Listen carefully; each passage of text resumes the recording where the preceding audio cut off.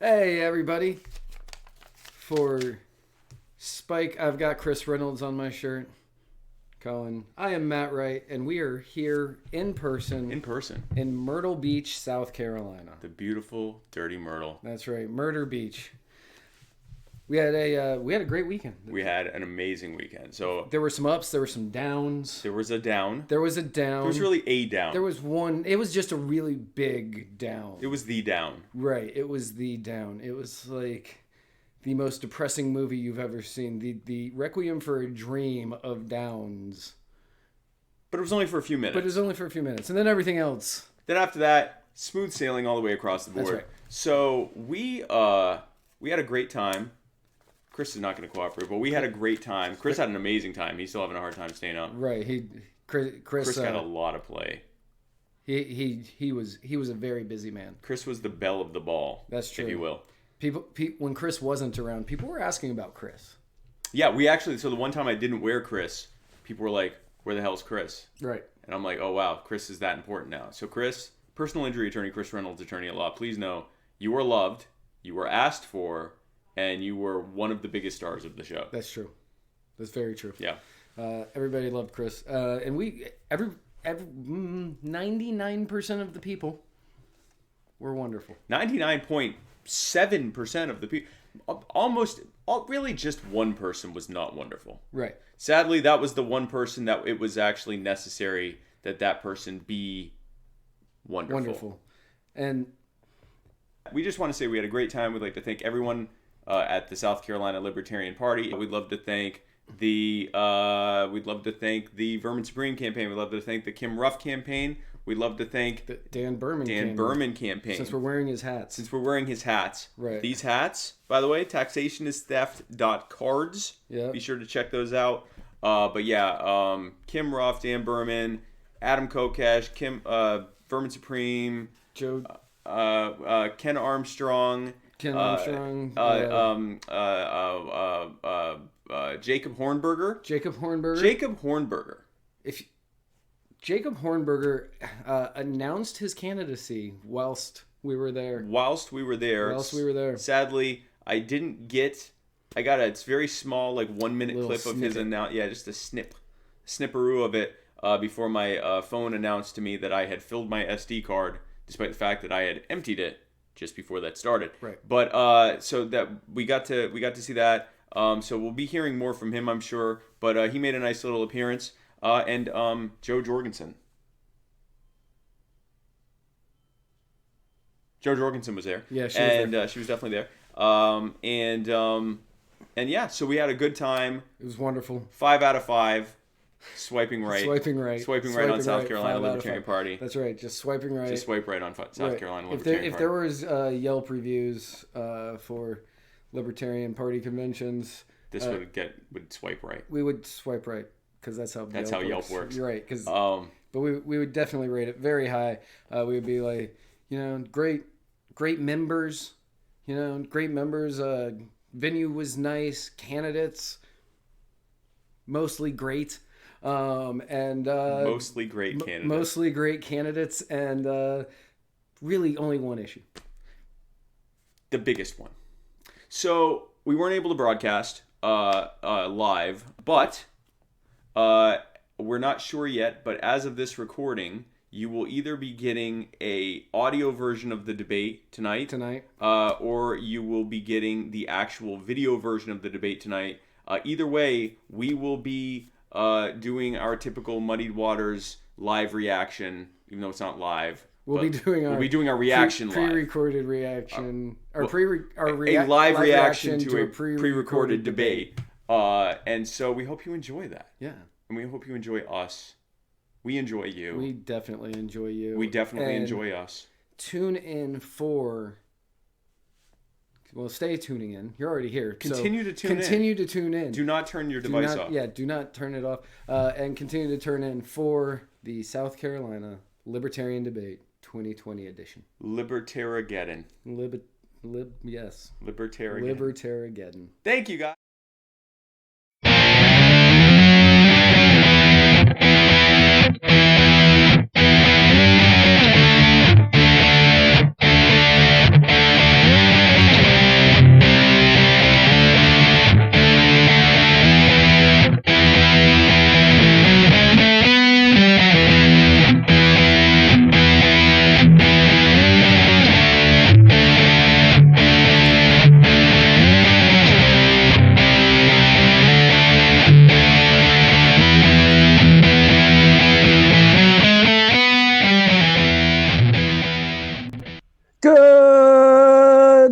good afternoon, and good evening.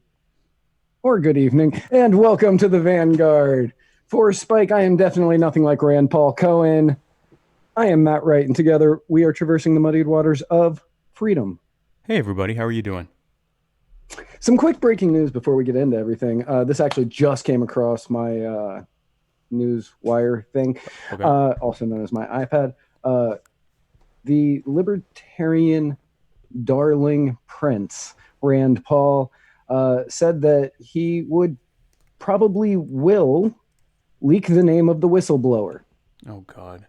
He probably will leak the name of the whistleblower because that's what libertarians do. Yeah, libertarians absolutely leak the names of whistleblowers. It's actually, it's a big part of what we believe in is that we believe in self-ownership, and therefore if you tell on a government official, you should suffer consequences for it. This completes, you could argue when he, voted to confirm some of the worst neocons into the Trump administration that he had already completed his transition into totally fake libertarian, but this kind of completes it. But I'm trying to put on my thing. But yeah, he's no, saying that's that there is no law preventing him from anybody from saying the name. Nothing that prevents me from saying it now. I can and I may, but I can do it right now if I want. Nothing stops me. okay. Well, good for him. Right. So just remember that when you are defending Sir Rand Paul as the greatest libertarian in Congress. Right, exactly. So, first and foremost. Oh yeah, first and foremost. Second most. Second most. Allow me to thank Justin for the kava I am drinking on this very special episode of the Muddied Waters of Freedom. And allow me to thank Kroger for this delicious purified drinking water with pure... Oh, nope. Okay. Purified drinking water. There we go. That I drink on this and most episodes of the Mighty Waters of Freedom. And thank you to Dan Berman for this sweet-ass hat. For these sweet-ass hats that we're wearing. This sweet-assed hat that I have on that keeps... I've got to get used to having a hat on because it keeps bumping into my mic. So I got to do it like this, like the rappers do. But no, I'd like to thank Dan for that and for these equally sweet-ass... What are these called? Armbands? Yeah. The rubber armbands. Wristbands? Yeah, wristbands. Rubber wristbands. One that says... Dan Berman Taxation is Theft one, and the Dan Berman End the Drug War. End the Drug War. You can get these on danberman2020.com, and you can get the hat, sweet as it is, at taxationistheft.cards. Do not go to .com. .com takes you to Reddit for some reason. Right. But, yeah, guys, so we had and I'd like to thank the South Carolina Libertarian Party for acknowledging my status as a Zionist infiltrator into everything that I do. And for the lanyard. I put my sticker. That's our sticker. But so yeah, so Matt, we met each other for the first time. We did at the Myrtle Beach International Airport. The Myrtle Beach International Airport. As all great romances start. Did we see Bula Vanaka? Bula Vanaka to everybody. Bula Vanaka to everybody we just like. Bula Vanaka with all my gear, and I got I can't stop but thanking Dan Burr. Got to thank Kim Ruff for all of the swag I got from her. Vermin Supreme for all the swag I got from him, as well as the place that we stayed at. The Vermin Supreme campaign paid for, so we got to thank them for that. Got a cool ass Airbnb that we stayed at. I'd like to thank Matt for being gentle when we were sharing a bed together. I'd like to thank him for that. Turned out there weren't enough beds, so we shared the king bed. Spike, just so everybody knows, Spike has never used Airbnb before. No, ever. And we had 4 people. We were staying with the Vermin Supreme campaign team. Right. So it's Vermin Supreme. One of his handlers, a very lovely man by the name of Davy Jones. Davy Jones, who used to sing in the Monkees and had a locker. He did have a locker, bottom of the sea. I thought you're right, at the bottom of the sea. And me and Spike, we were all staying there, and Spike was in charge of booking the Airbnb. And for 4 dudes, 4 grown men, Spike booked a 3-bedroom, 1 bath. To be fair, it's all that was available without going far enough out where we might as well just have stayed at my house. To also be fair, we could have maybe just stayed at my house. But I don't think, I mean, you did that drive back. I don't think that would have been feasible to go back and forth like that, right? No, God, no. Yeah, I mean, it was bad enough being 20 minutes away. So just to be fair, that's what they had. But yeah, it was 3 bedrooms, 1 bath. And so Matt and I shared a bed. We did. We met each other and went to bed together that night. On the first day. Night. First date. First Spike date. gives it up real easy, ladies. Didn't even take me to dinner. Didn't have to. That's how easy true. Spike. I didn't. How easy Spike is. And I don't value myself. I don't value myself. It's true. But so we had a great time. Had a good time at the convention. Got to meet all the people there. Had a great time at the after party social. I've got some red carpet interviews that I'll be showing throughout, kind of dispersed throughout this lovely episode. And so guys, we were supposed to broadcast the debate, and that didn't happen. We had been told that we were coming there to do commentary, and those in charge of that were under the impression that we were there to run the broadcast. Thankfully, I brought my laptop, so we were able to at least try to get the broadcast going. And the other people at the South Carolina Libertarian Party in that final 30 minutes or so tried their best to help us get everything together. But that's not how streaming with a rig that no one's ever tried for the first time is going to work. And so, unfortunately, we weren't able to do it. But we had a great time still. And we did thankfully get the audio of it, which we'll be playing tonight and live reacting to that. But so the reason we went there didn't happen, but then we got to do a bunch of other cool stuff and hang out with all the candidates and all our Liberty peeps. So it was not lost. And then we also got to have Autumn Cherub Monday.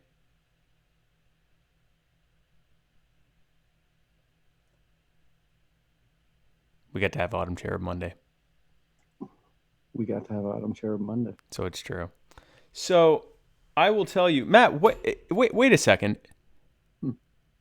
Is there a calendar behind you?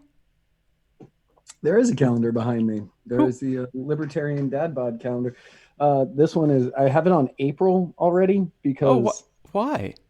Because that is the month that Spike Nipples McGee Cohen is in, displaying all of the Spike nipples with all of the chest hair. Oh, wow. It's a shame it's so far away and we don't have like a zoomed in version that people can see so they can see everything. Look at that.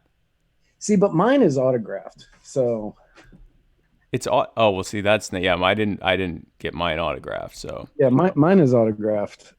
I got 2 autographs on my calendar. One from Spike Cohen and one from Vermin Supreme, who only signed his first name. Tyler Smith says June is sexier. Probably, Tyler. There's a good. So June is Tyler. That's why he's saying that. June is Tyler. And I don't disagree. But we don't have that graphic. We don't have that graphic. I mean, he can flip to it, but no one's going to see it. So, right. Yeah. And if anyone wants to get one of those, libertariandadbod.com. And if you donate $1,000 to Muddied Waters Media, I will sign every page of it.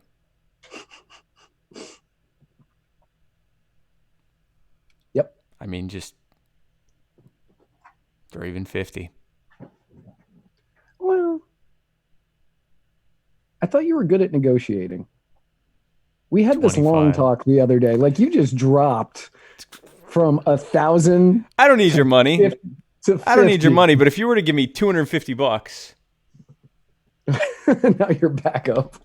Maybe I'm all over the place. I'm my negotiating. I'm too tired to negotiate. I still haven't really slept like a good sleep since all this happened, but yeah, so it was a lot of fun. And just to go ahead and get out of the way, I apparently already had my biggest moment in my career on TikTok. For those who don't know, TikTok is an app that's incredibly popular with the kids, with teenagers and young adults. Vermin Supreme supporters. Vermin Supreme supporters. Vermin Supreme also is incredibly popular with the kids and teens and young adults, and so he's viral on TikTok.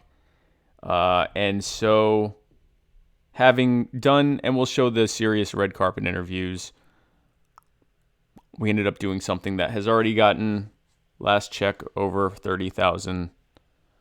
We can call that 31,000. 31,000 who love it. And so I'm just going to go ahead and show it to you. Okay. Hey kids! Look at us! We're on the red carpet!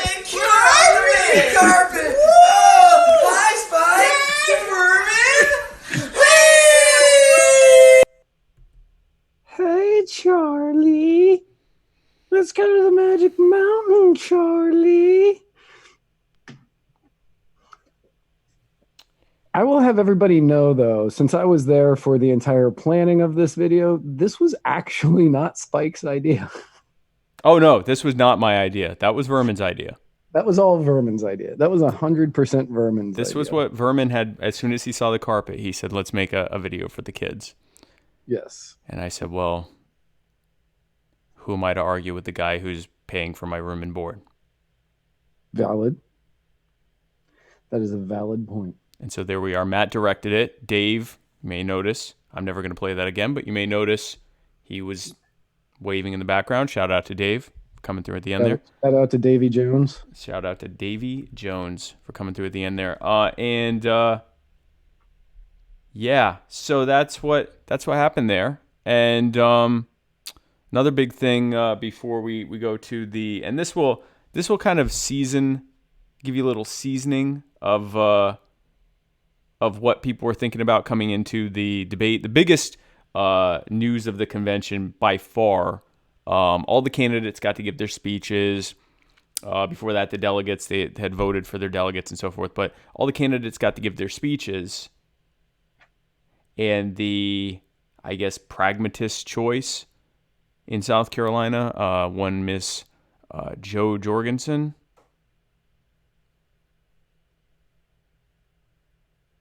She gave her speech, and she gave her speech was 50 seconds long. 98 seconds. How long? Oh, was it 98 seconds? I thought it was like 50 seconds. I was just making up the 98 because it was short. I could not believe it was over. Like, I figured it was over a minute, but I knew it wasn't 2. Every candidate had 9 minutes to give a speech and then answer some questions.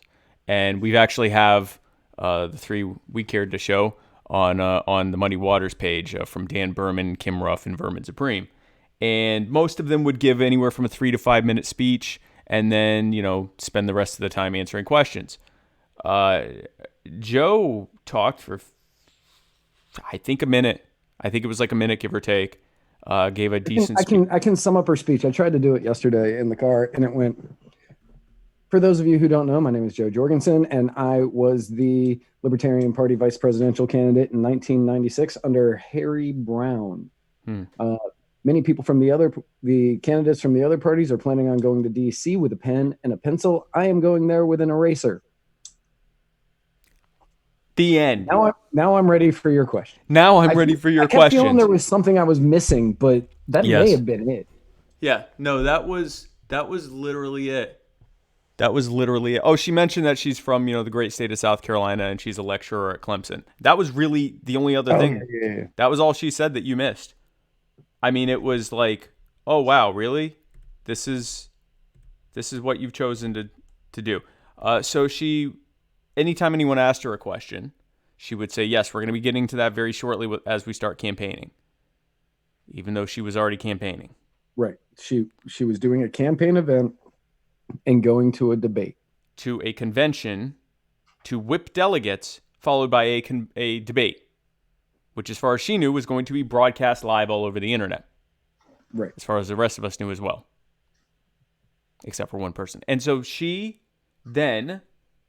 so it all came to a head when she was asked by one Ms. Sarah Daggers a specific question. And this is how she responded to it, guys. This is how the pragmatist choice, the electable choice, responded to it. Yes. In 2015-16, there was a town hall meeting on, I believe it was CNN, and Gary Johnson was asked about sex work. Sex work? Yeah, sex work. What is your position on that? I would say that's not an issue that I've heard the voters are interested in. Let me tell you what my platform is, and I would probably talk about the income tax or something. Oh my God. Because that's not something that concerns most voters. And I as libertarians, we are all, and I really don't want to, I hope I'm not putting my foot in my mouth. Yeah, that's but too late. We're all just a little Way guilty too late. in that we've got answers for everything, and we've got great answers for everything, and we just can't wait to share our answers for everything. I was on the campaign trail in 1996 for the VP nomination, and somebody asked me a question about Bureau of Land Management, and by golly, I just read a book the week before, and I could tell them all about the Bureau of Land Management. The problem is the average person out there doesn't care. And so as libertarians, I think we need to restrain ourselves and to persuade people or find the people who agree with what we do agree with. So you don't have a position on sex work? Oh, I have a position. It's not part of the campaign to outreach to bring new people into the party. So you wouldn't answer the question if you were on CNN live on a town hall today? I would, the short answer is no. Wow, okay, so now you're afraid to ask me the questions? Well, they're not really afraid to ask you questions. They just don't see the purpose of it because... Right, because you've already said that you won't answer questions that you don't feel the voters, the people in that room. So the Because we're not voters. We're not voters. The Libertarian Party does not have a primary, for anybody that does not know this. I know that... Right. If you're a libertarian, you probably know it, but I do know some people who did not know that during the 2016 elections because they got all bent out of shape that they couldn't vote for their preferred candidate in the primary election day voting. Right. On the Super Tuesdays and that kind of stuff. Mm-hmm. So it is not, the Libertarian candidate is not chosen by the voters. They are chosen by delegates who show up at the national convention and vote on behalf of their respective territories. I was asked to be a delegate back in 2016. I ended up not doing it because it was I already knew who was winning, and I didn't care. Right. So she is talking to the people who are responsible for getting her into office. She is talking to the people who are responsible for getting her into office, and she refused to answer a question that the Libertarian Party recently made a part of their platform. Platform. Thank you. I was going to say pillars, and I was like, that's not the right word. Part of their platform. The Libertarian Party recently made a part of their platform that sex work is real work, and if you choose to perform sex work, you should be allowed to without fear of consequence from the state. Right. And she said, that is not something the voters care about. Well, that is something that your voters care about. Whether or not that's something that the general public voters care about, okay, maybe you're right. Maybe. I don't. Yeah. I honestly don't know. I haven't gone out and taken a poll, but I know it is something that libertarians believe in, libertarians stand up for, and libertarians care about. So when you say that's not something that voters care about, you are saying, I don't care what you care about. I'm worried about everybody else. Yeah. And you're also saying that you're going to hide and refuse to answer questions. Right. Every single time a reporter asks you something controversial, which is really just a great way to win an election, is to look like you're hiding something. So that was sort of the flavor that everyone was tasting in their mouth when the debate started, because that was just a few hours earlier. And so without further ado, we can get started with the South Carolina Libertarian Party debate. We have the audio, and the way that we are missing the openings. Yeah. We're missing the opening. So we have part of the opening. So it actually starts in the middle of, or towards the end of Vermin Supreme's speech. Right. So we're going to be missing Kim Ruff, Dan Berman, Adam Kokesh, and I think Joe Jorgensen.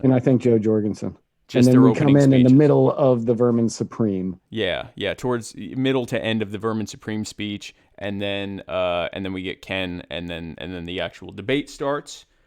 Because we do not have video, I will be switching off with my little handy dandy switcher here and showing the face of whoever's talking in the middle here. So without further ado, also for anybody who wanted to know, this debate was being moderated. Sorry, it was supposed to be hosted by us. It's being hosted by us right now.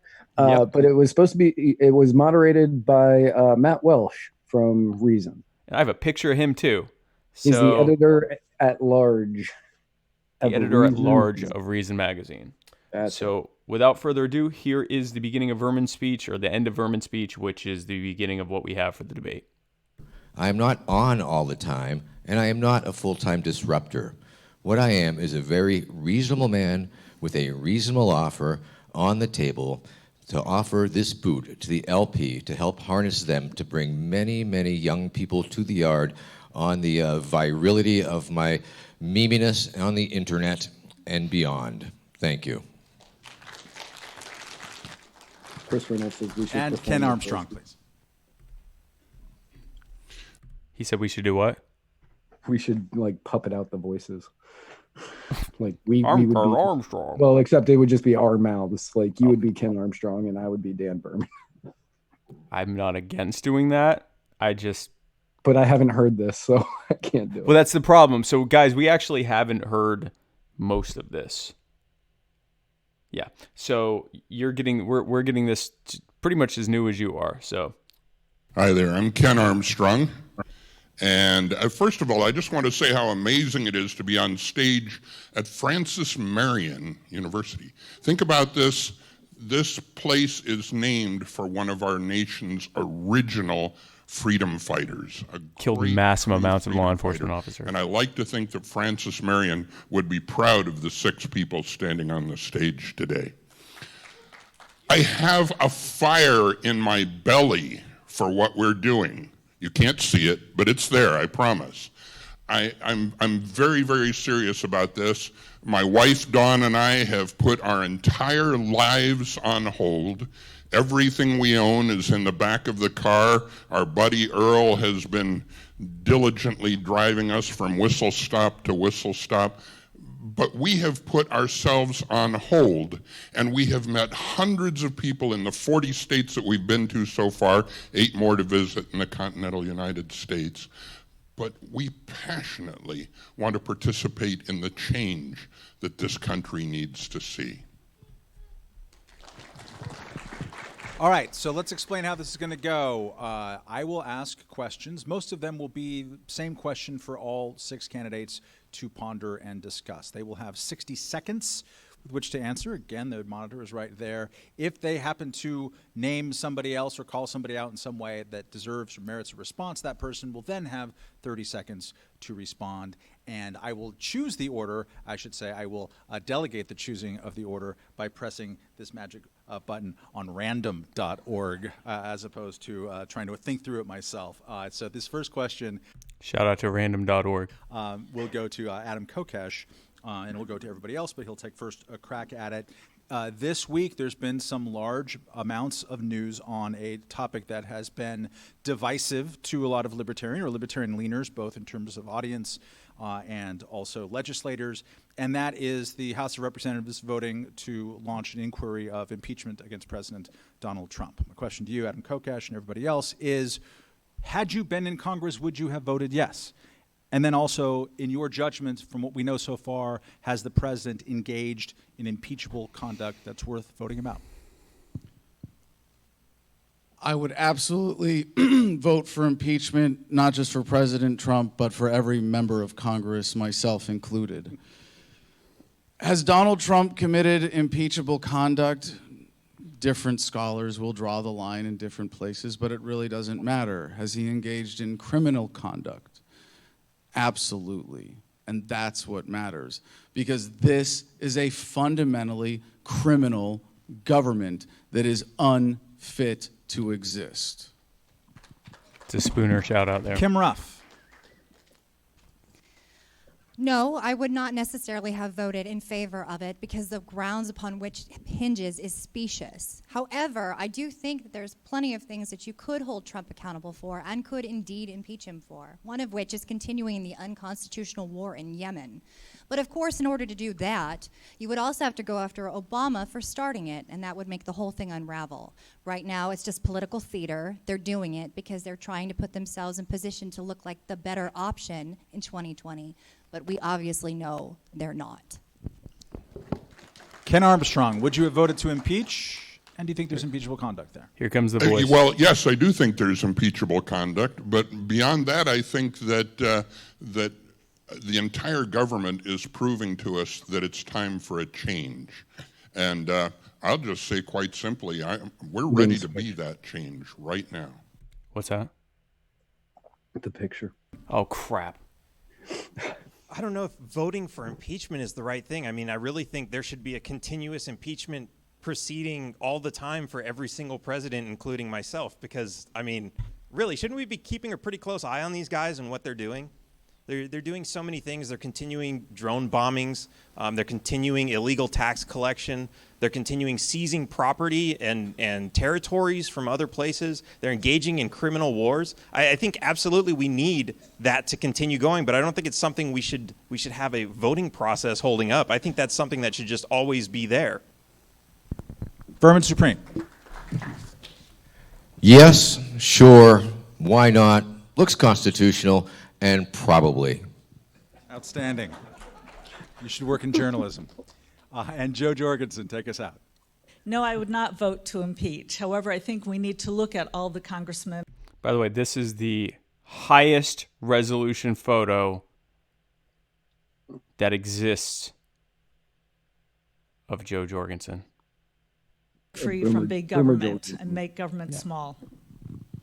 Thank you. Round two, the random generator likes Adam Kokesh, so he will again be the first to answer the following question. Another bit of news this week, I think it happened on Friday. Senator Elizabeth Warren, a leading candidate for president, came out with what she says is her plan to pay for Medicare for all against the backdrop, of course, of a $23 trillion national debt and all kinds of entitlements and things going forward. Trying to narrow the question, I would say this.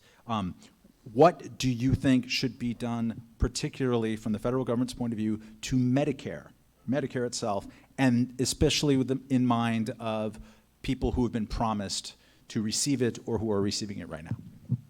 Localize it. Get it down to the state level. By the way, we met the girl who took this picture.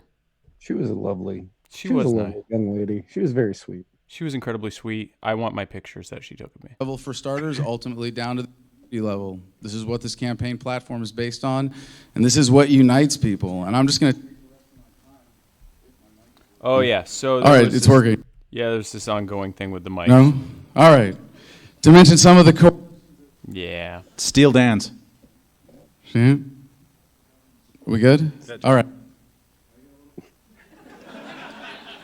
Well, there were some technological issues. Vermin. At least the clock is paused. We had a lot of. Are we good? All right. I'll run through this really. Yep. There's a lot of issues. Is this one not working either? Is it me? There you go. Is there a bug somewhere? All right. a big part of this idea of localization is that it really unites people and brings people together. And we have a huge group of coalitions: Military for Kokesh with Afghanistan veteran Adam House, Felons for Kokesh with Norman Somerville, who is an actual felon, Stoners for Kokesh with none other than G.I. Mary Jane, the commander-in-chief herself, Joey Lee, Women for Kokesh, gun owners, GSM, Christians, gamers, all great coalitions. But today I want to introduce Chris Cole with Victims of Family Law for Kokesh. He is a survivor of a brutal divorce and custody battle here with his... Oh, I saw that guy, yeah, with his kids in the... And he's a father who wants to end the family court racket so that his kids will never have to fear being taken away from them by government. It is a shame that we live in a country where that's a reality. Getting government down to the community level unites people, brings people in, and that's what we have the potential to do with this message. Thank you, Thanks Adam. for the a- time and mic flexibility there, everybody. Is that a goat being sacrificed in the front row? That's the best buzzer I've heard. That's great. Vermin Supreme, Medicare, Elizabeth Warren. What would you do with Medicare, Vermin Supreme? Well, in the hypothetical and highly unlikely situation that I was president of America, the president can only do so much, blah, blah, blah. Of course, those who have been promised Medicare and are receiving it under previous agreement, and veterans who are receiving vets care, these are contracts. So the U.S. government obviously contractually obligated to uphold them at some point, so I would maintain that's an important thing, whether that's through their privatization of it, as long as they can guarantee that care. And other than that, of course, privatize it, free market, platitudes, et cetera, et cetera, et cetera. Thank you. Kim Ruff. He said, privatize it, free market platitudes, et cetera, et cetera, et cetera. This guy's he's running a serious campaign. He's running and he's one of the top polling people. I don't know what the delegate whip count looks like right now, but in straw polls, online straw polls and opinion polls, he's he's either at or near the top of them. Right. Which says a lot about, and he talks about this, and he'll probably talk about this more in the debate, but he says, a vote for me is a vote wasted, meaning a vote for me is saying, I don't take this process seriously. I don't think any of these people are telling the truth. So I'm going to vote for a person who portrays himself as a clown, and to send a message that, that we don't buy your nonsense anymore. Free market platitudes, et cetera, et cetera. But anyway, here's Kim Ruff. Ideal answer for us as libertarians is that we would want to privatize healthcare. You have a right to life, but you don't have a right to healthcare. However, we are in a situation where we have made a commitment to people who have banked on having that healthcare. So in order to phase it out entirely, we would have to basically put a moratorium on it, no new entrants. Anyone that we made a commitment to, we would continue to pay on that until that commitment runs its course. And then hopefully from that point on, it would become privatized and people would stop looking to government for the answer. Kim. Joe Jorgensen, Medicare. I think all libertarians understand that Medicare for all means Medicare for none. The problem with the old two parties is they keep focusing on how are we going to pay these bloated prices. Under their policy, expenses keep going up and up and up. What I would do is I would look at cutting the cost side so that expenses go down. And of course, we need as many people into the free market as possible. That's part of the problem with Medicare is there are no free market competition. There's no free market competition to hold costs down. But to answer your last question, absolutely, I would follow through on the government, following through on helping those who need it. Dan, taxation is theft. Whoa, what was that last thing? Right. I'm going to help those who need it? Right. Is she saying, is there any chance you can rewind that and replay that one? It's a good question, Matt. Hey, the best lion just signed in. Kelsey, thank you for joining us. Let me see what I can do here. Theft, Berman, Medicare. Well, taxation is theft, and that kind of ruins the whole. I'm out of the way. Parties is they keep focusing on how are we going to pay it's hard these for me to bloated go back prices. more because it's so Under their long. policy, expenses keep going up and up and up. What I would do is I would look at cutting the cost side so that expenses go down. And of course, we need as many people into the free market as possible. That's part of the problem with Medicare is there are no free market competition. There's no free market competition to hold costs down. But to answer your last question, absolutely, I would follow through on the government, following through on helping those who need it. On the government's following through on helping those who need it. Following through on, right. That is not she's now saying she's going to be utilizing the government to give Medicare. She literally just did what Vermin was making fun of. Free market platitudes, etc., etc. She started with, we need free market competition, we need a free market, we need a free market. And then she's like, yeah, also the government needs to help those who need it. Meaning the government decides who needs things. But Vermin's not the serious candidate. Right. Anyway, go ahead. Dan, taxation is theft. Vermin, Medicare. Well, taxation is theft, and that kind of ruins the whole healthcare system that we have right now. I've been to so many other countries, and I spend most of my time in Mexico, and I've really seen what happens. It's illegal to import medication into the United States that you can buy cheaper outside of the United States. And it's not because they're worried about quality control or anything like that. It's actually manufactured in the United States and exported, and you just can't bring it back in. And it's cheaper in other countries because they know people can't afford it. But here, they know they can price gouge us. They know we have all these systems in place where the government's going to have to pay for it. Really, the Democrats, as much as it sounds like maybe they're well-intentioned to say, look, we want to make sure that everybody has health care. It's a wonderful plan. Their plan is going to continue to keep the prices high. It's going to continue to keep the 1% of the corporations making millions of dollars on their investments, on their protected monopolies. And we are just going, all they're doing is they're getting more people to pay for it. They're getting more people to share, and that 1% is still going to get it. That means the healthy people are also going to be paying, the sick people are going to be paying, and it's a ripoff. Ken Armstrong. Well, our simple libertarian answer is obviously that the government doesn't make things more affordable, and everything they run into the ground. So clearly, I'm not in favor of a Medicare for all plan. But bigger than that is the damage that is being done to our children and our grandchildren by this mountain of debt that we're accruing right now. Our debt to gross domestic product ratio right now is 103%. We owe more than we're making. And you know, if you did that in your own life, that spells bankruptcy. I think right now we've got the right guy in the White House to manage a bankruptcy. He's been pretty good at that in the past, so maybe that's what he has in mind.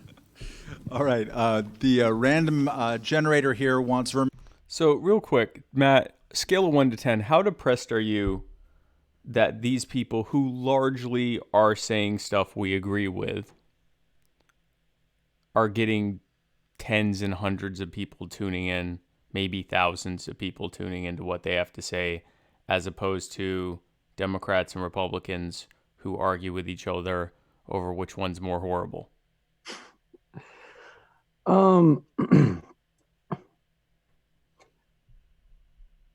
I'm actually not all that. I'm not all that depressed.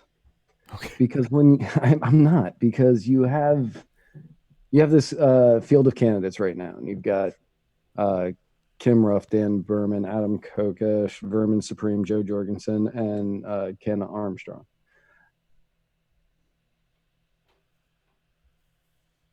You can take Ken Armstrong. He's not libertarian, and no, he's not. Every answer he is giving is not a libertarian answer. It is an answer that is constitutional. So you may be able to put him in the constitutionalist, but he is not libertarian in his answers. Yeah, I agree with that. The answer that he gave on the Medicare, he didn't really say anything about it. He said, first, what we need to handle, he didn't say anything about Medicare. He just said we need to worry about spending. Yep. We need to look at spending, and we're spending more money than we have coming in. So we need to cut that down. He didn't focus on what he would do with the Medicare and how he would fix that. Right. Joe Jorgensen, like you said, free market platitude, et cetera, et cetera. It was so. We need the government to help us. Vermin literally said what she was going to say, and then she couldn't help but do exactly that. So yeah, I mean, I would say that you've got Kim and Dan, who are probably the most principled in terms of free market libertarianism, and then you've got Vermin, who is a self-described, left anarchist. Credit to Adam where it's due. Yeah, I'll give. Yeah, that's true. I will give Adam that. He's been giving good answers, and I find myself he's been giving great answers. Adam is really good at giving the correct answer and not making it sound like he's just saying a bumper sticker or one of the statements that all of us have memorized. Right. He was the one guy that got at the convention. He got a fairly hearty clap from me when he said that the Constitution was a usurping of power from the Articles of Confederation. And I was trying not to clap because I was recording each of the speeches and I couldn't help myself. All right, so we'll just keep going with this. Supreme to answer the following question first. Again, ripped out of the news over the last couple of weeks, President Trump announced that he was going to withdraw or transfer some U.S. troops out of the Kurdish-controlled part of Syria, kind of get them out of the way for Turkey to do what Turkey did, which is engage in some atrocities in Turkey. The president sold this as, hey, we should stop doing regime change wars in the Middle East, which I think a lot of people on this stage and in this room would agree with. So there's a two-part question. And maybe in mind with your recent appearance on the WTF podcast as well. Two-part is just how do you assess what Trump did with the troops in Syria, period? What do you think about that?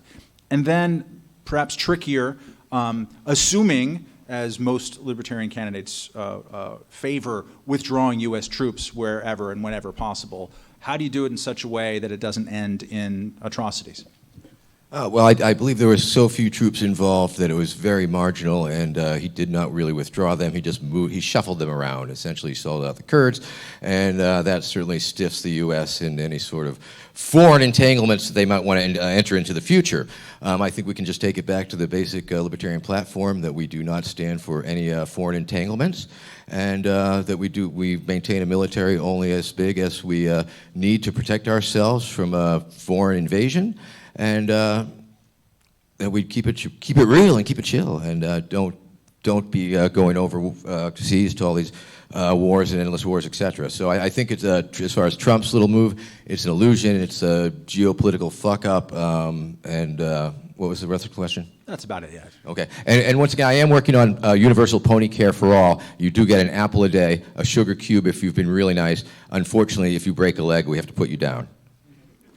That's the longest I've ever heard Vermin go before bringing up the pony care. Joe Jorgensen assessing what President Trump did with troops in Syria, and then also the question of how do you manage sort of U.S. imperial withdrawal in such a way to not leave populations vulnerable. Well, I certainly agree with Trump that we need to bring our troops home. If elected president, I would turn America into one giant Switzerland. Armed and neutral, but enough forces to protect and defend American soil and American shores. From what? I would refuse to send one more young person over to foreign land to vote for foreign dictators, for foreign intentions. In the end, I'm looking for peace, but peace through being one giant Switzerland. Adam Kokesh, you started tonight talking about your own history. What do you think about Trump's move and how to manage withdrawal? Well, I actually think Vermin's summation of the deception there was right on. That oh my Lord! It's just the implant interfering with the signal. I'm serious. All right, should we keep going with this one? Yeah. All right. Time. All right. There's so much deception in our foreign policy. We get it through a corrupt mainstream media. We know that it's built on lies, but even deeper than that, it was. So, real quick, pause this. Hold on. Sure. All right. Go ahead. No matter what, no matter what you think of a candidate, whether you like Adam, whether you hate Adam, whether not any of these candidates, it doesn't matter. I think this happens to other people as well. This is going to throw off the rhythm that you have planned out. You can tell it. Like, Adam is actually a very charismatic speaker. Yeah. But this keeps throwing him off, and you can, even though you can't see him, you can hear it. You can feel it in the way that he's talking. Oh, of course. Yeah. Because every time he starts getting into his rhythm and getting that coquettish charm, he is being thrown up because the mic just goes away. It's just like he'll be doing his thing, and then all of a sudden it's right. Then he has to kind of go back to, okay, where was I? Can I get back to that spot? And Adam is going to struggle with this the entire debate. The microphone problem. Yeah. I mean, Matt, think about the times we've had technical issues, audio, video issues, and whatever, how much it screws with us. And, you're in front of a bunch of people, about 100 people or whatever, which he's used to, but you're in front of a bunch of people. You're trying to, talk intelligently and articulately and make different points than every other libertarian or every other candidate on stage there, so you don't just sound like a cookie cutter. And every time you're trying to get into your groove of what you're trying to say, it cuts off and everyone laughs. Right. Like, I mean, it's tough. Yeah, you can argue, well, he got more time, but more time to what? To look like someone had it in for him. So I don't know if it was intentional or not, because then he would get other people's microphones and theirs would mess up too. I mean, it was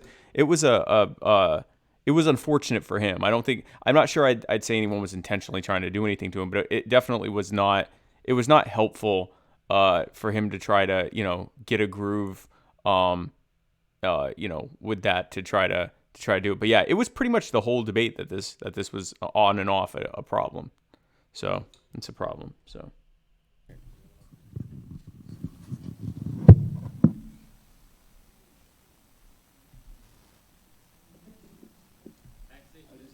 He's still looking for a mic here, by the way. What did you do?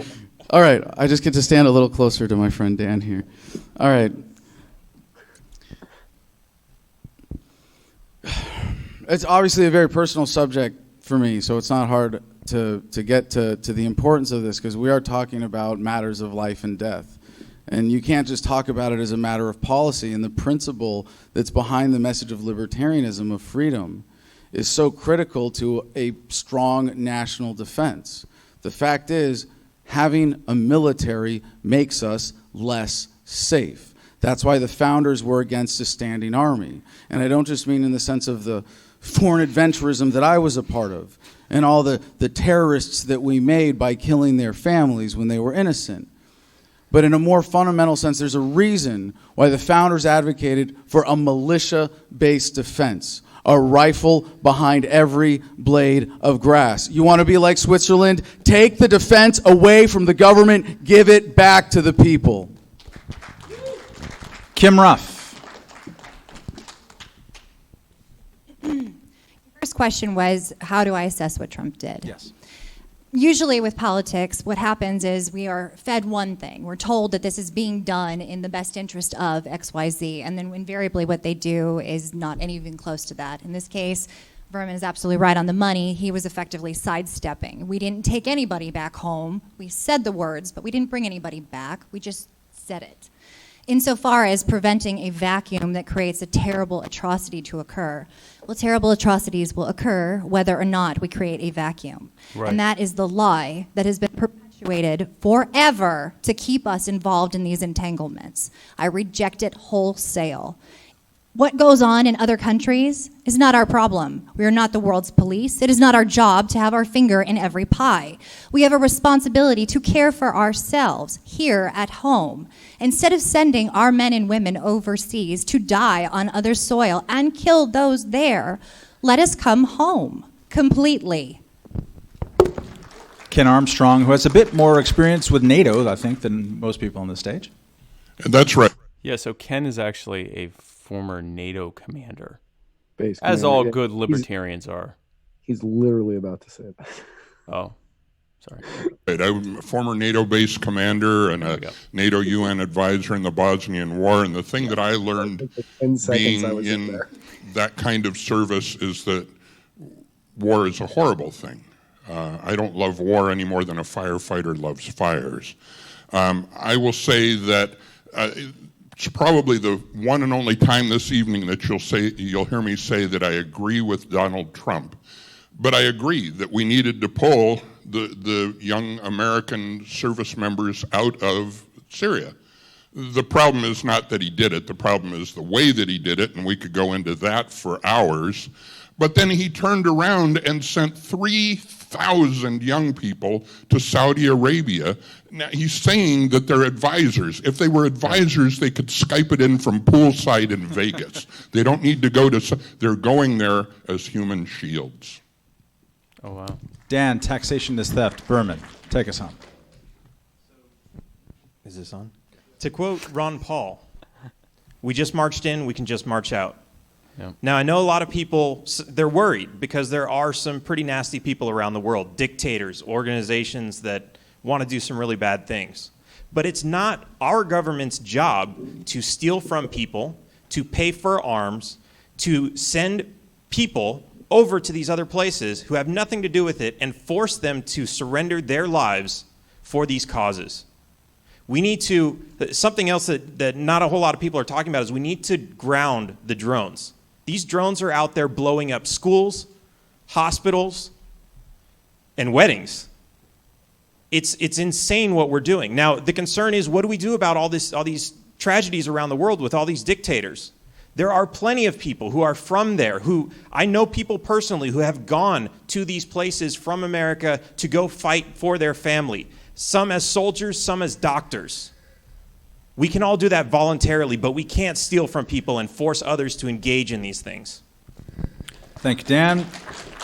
The randomizer, again, likes Adam Kokesh. He'll get the first crack at the following question. Guys, before we go any further, as I mentioned before, we had some really cool interviews that we did called red carpet interviews, and it's really weird how I can see that portion of my body just boxed out. Yeah, boxed out. We did these really cool red carpet interviews. Shout out to Desiree Lindsay for the idea of taking a tiny red carpet to do interviews with. Shout out to my phone for sucking and not working. And so because of my phone, which I'm shouting out to, we ended up having a situation where we couldn't actually hook up a mic. To shout out to Matt's iPhone for not being able to just take a regular microphone jack like a phone, just a normal phone could. Shout out to Spike's phone for not having cloud storage, so he could just store everything on the cloud. And also true. Yeah, so shout out to just a lot of different things. And so because of this, the audio is not great. So I did noise reduction, but I also had to add captions so that you can hear so that you can read what they're saying. But really fun interviews. The first one with Matthew Hicks, who is just a beautiful man. He's also the new second vice chair of the Libertarian Party, and he was the head of security at the day's event. And you're going to really enjoy that fact in a moment. Hey everybody, Spike Cohen here at the South Carolina Libertarian Party post-debate event, social. I'm here doing a red carpet interview with the beautiful and talented Mr. Matt Hicks. Matt, how are you doing today? Delightful. Thank you for asking. You look amazing. Who are you wearing? This is Versace. It's no, it's cotton. It's fair trade cotton. Fair trade cotton. Fair trade woven and spun cotton. This is absolutely amazing. You have come in such a sizzling. He's sizzling. Hashtag sizzling. Hashtag sizzling. So what do you think about what happened today at the convention and debate? Which part? The convention first. The convention first? Well, what I think happened at the convention is that somewhere around 8-ish, I started drinking scotch. And somewhere around 11-ish, I was out of scotch. Right. So then I started drinking beer. And then somewhere around right now, Drinking beer. That's also fair trade. It's fair trade Miller Lite. Fair trade Miller Lite. Miller Lite, fair trade. Because by God, we don't want brown people oppressed for my beer. Right. We don't want trade imbalance. No, oh God. With the brown people. Yeah. So, and then at the debate, what was your hot take on that? A hot take is that nobody's radical enough. Nobody's radical enough. If it were me running for president, which I'm not for plenty of really good reasons, every question would have been answered with, "Fuck you, am I being detained?" But no, that was never the answer. Yeah, no, it's kind of disappointing. It was. So, as you know, when you're not strutting your stuff out for the world, you're fighting your local school for being incredibly corrupt. Yeah. So, what do you have to say to people that think that it's racially driven? What I have to say to anybody that thinks that is that they can just go kick rocks. They don't know what the hell they're talking about. Bottom line of it, as far as I'm concerned and as far as you all should be concerned, is be bold, be fearless. You know what the hell is right. Do it. Live your fucking principles. Quit being cowards. That's what I have to say. Well, you look amazing. Thank you. And you, what is this? This is actually Versace. It's beautiful. This is also hand woven. This tiny hand woven microfibers by like Vietnamese pygmies. It's like a big deal right now. It's So I hope you like it. I love it. The shine is just amazing. So I can't wait to see you shine out there. Thank you so much. You want to make out a little bit? Just a little. So it got weird after that, and I cut off the making out. Yeah, because they do. It got a bit much. It got a bit much, guys. But yeah. So we have a few of those to go through. He was definitely the best dressed, Tyler. He was definitely the best dressed. I thought he was Jesus until I was reminded of the dude from the Big Lebowski.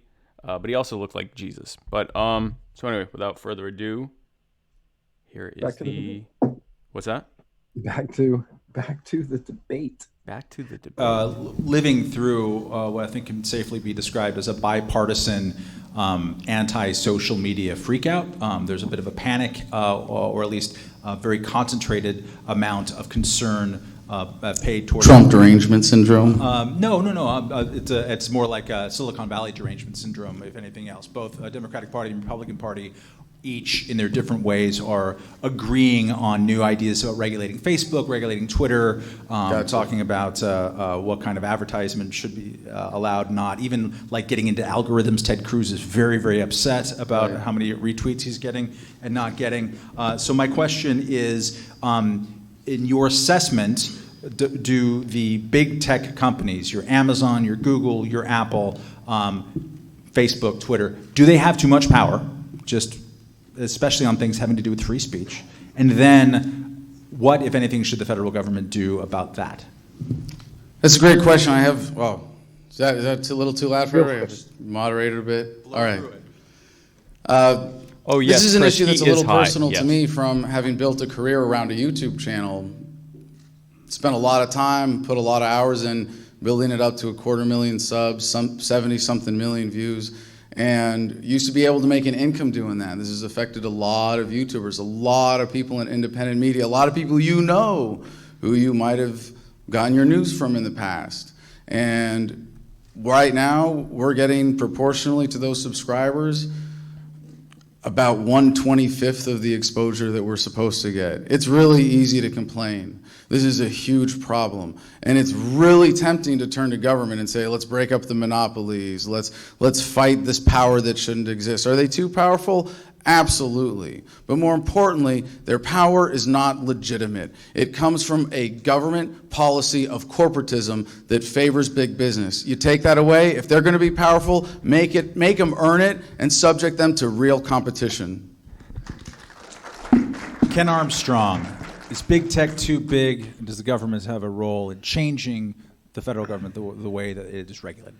You know, it seems to me that a real good idea for government is if anybody ever starts making trouble for them, they ought to just regulate the hell out of them, because that'll make sure that they can't make trouble anymore.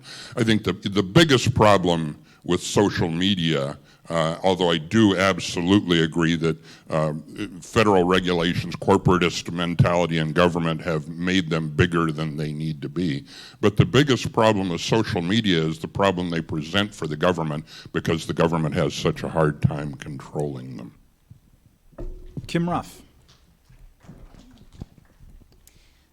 With respect to the question on whether or not these tech companies have too much power, only in the sense that they do get benefits from the existence of government. They're too entrenched, and they are powerful because of that symbiotic relationship.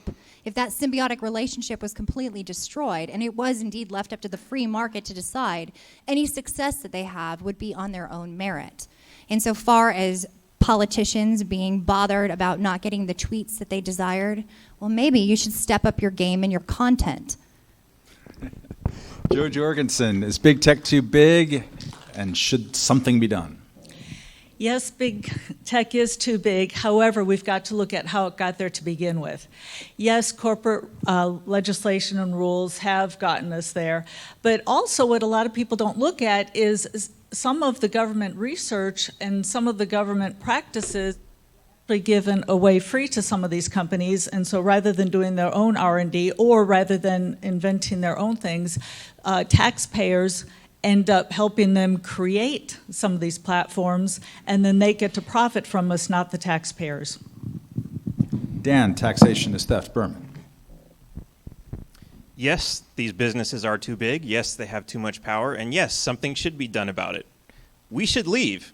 We have the freedom to leave, and there are so many other platforms out there. Float.app. The problem is most people look at those platforms and say, oh, well, that's not legitimate. Why aren't they legitimate? Why don't they have that feeling of legitimacy?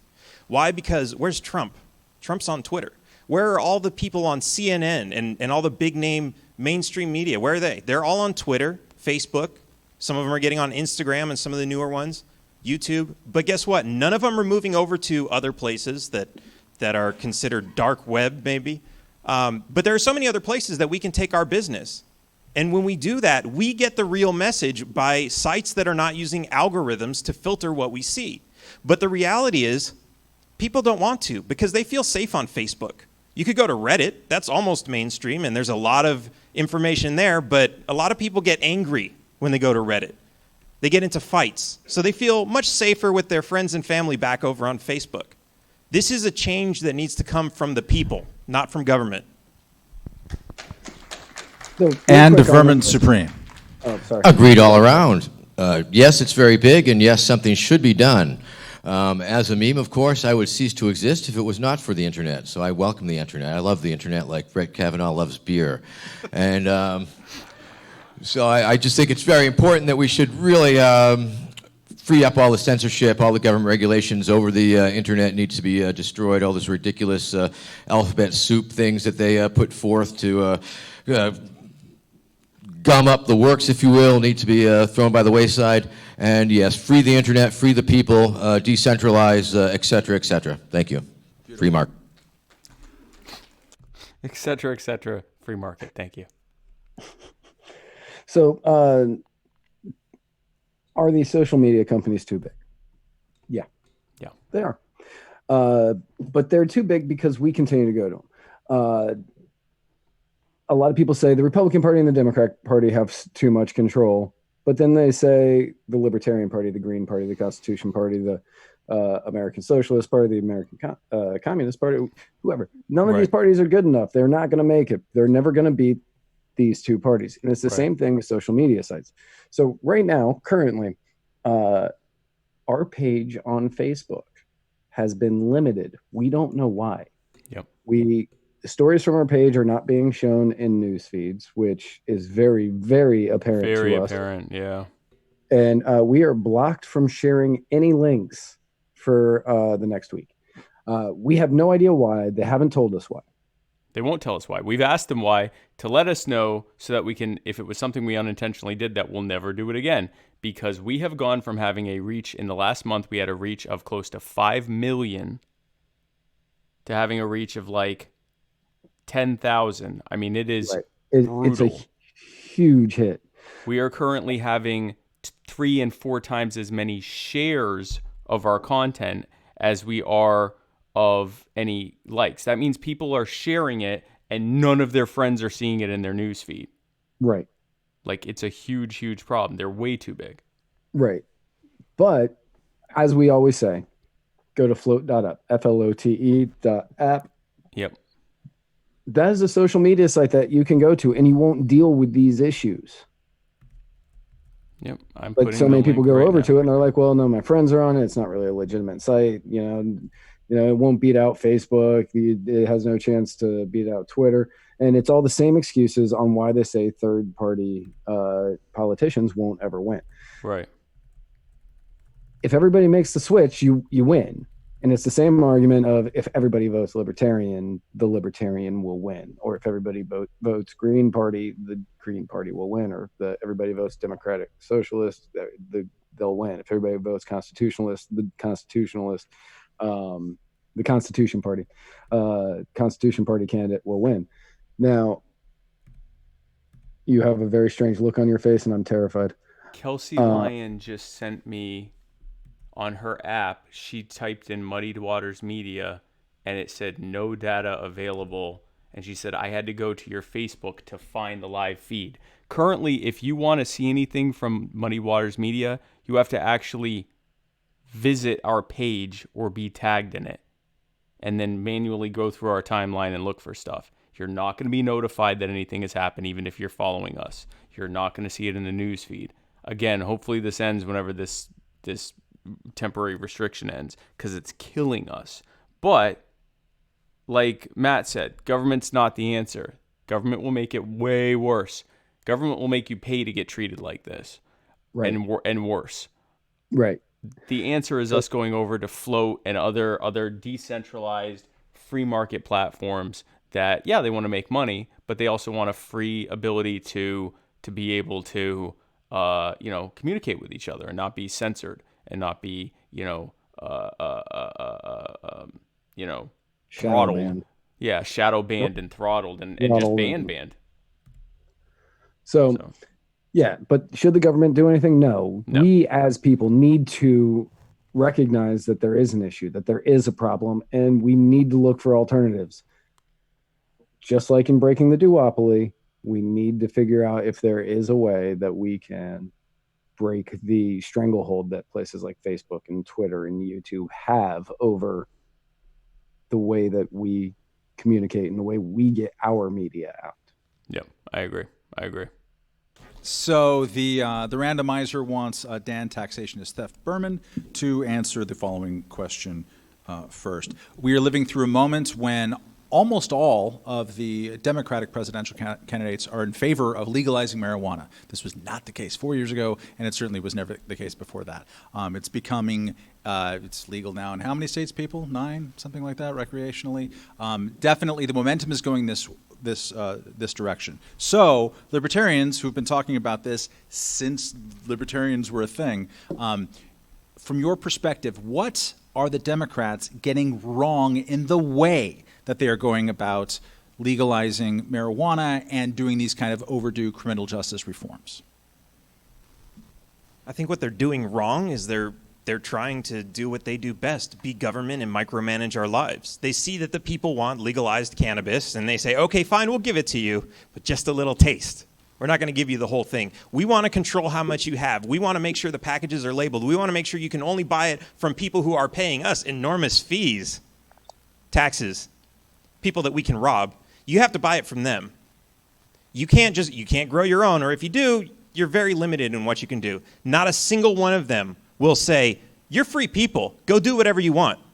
That's their problem. They don't understand or respect freedom. Kim Ruff, in what way are our new weed legalizing friends in the Democratic Party doing it wrong? They are doing it wrong in the sense that, just as Dan said, they are trying to effectively regulate it to the point of not even, it's a pittance, basically. You have the ability to have marijuana. However, you have to pay licenses if you want to be a distributor. You have to get a medical marijuana ID in Arizona, in our case, if you want to consume it. You have to pay taxes on it. So they're still very heavily entrenched in your lives. The best way for them to actually deal with it effectively is to tackle it on the federal level and completely end the war on drugs. As it stands, at least in the state of Arizona where both Adam and I live, we have medical marijuana. However, because of overarching federal legislation, if I wanted to get a medical ID card, well then I can kiss my firearms goodbye because I won't be sold any. So that's where we really need to tack it, is at the federal level. And that's where they're failing. Joe Jorgensen, what can libertarians teach Democrats about criminal justice reform? Yes, first of all, there is still a law, a federal law outlawing it. So that's the first thing that needs to be done, is to get rid of the federal law. Joe Jorgensen, by the way, 10 years ago would have said that this is not a question that she feels like the voters care about. Yeah, 20 years ago, definitely. 20 years ago, she would have said she's in favor of keeping it illegal. 10 years ago, she would have said, this is not a question I'm going to ever answer. She's answering it now because Republicans and Democrats are comfortable answering it. As a federal candidate, that's all I could do. However, I can speak and I would talk with state representatives and local representatives. And for instance, in California, there are still places where you have to get a license in order to open up a store, for instance. You have to get a certain license. Something like 40% of what customers pay goes straight to the government. And in fact, instead of illegal marijuana going down, it's actually gone up because it's still just as profitable because it's controlled so much by the government. So what we need to do is get rid of those regulations and make it truly illegal and not just pay lip service to the word illegal or legal. Yeah, I think she meant legal. Adam Kokesh. She meant legal. Yeah. It's a good call, really. Time flies when you're having fun, huh? All right. Well, I love this issue. Thank you for bringing it up, Matt and Vermin. It's not just because I love weed as much as Brett Kavanaugh loves beer, but it's such an important subject. What's that? Did Matt Welch just call him out for being high? Yeah. To the understanding of freedom. How many of you think Cheeto Jesus never smoked pot? I mean, that's insane. And the fact that he is overseeing a system that criminalizes marijuana smokers is the height of hypocrisy. And it's so obvious, it's so laid bare now in the age of the internet. The reason this is an important issue that really gets to the heart of freedom and is such an effective gateway, I'm proud to say that we have Stoners for Kokesh now with G.I. Mary Jane leading the cause here. Because when you realize that government says, you can't put that in your body, they're saying, you don't own yourself. And the millennial generation, people who grew up in the age of the internet, we're not going to put up with that crap any longer. This is the end of the drug war. We get to make it happen. Vermin Supreme. Free the weed, free also high right the now. people, let my people go, release all nonviolent offenders. I smoke dope, I smoke grass. If you don't like it, you can kiss my ass. The government has no business in this business, and the government has no business doing any business, period. Thank you very much. I'm Vermin Supreme. He yelled that chant at Chris Christie. Chris Christie in a CVS parking lot. At a CVS parking lot. While After Chris being Christie kicked out of the steakhouse, he then went to Yeah, he walked across the street and he started screaming that at Chris Christie.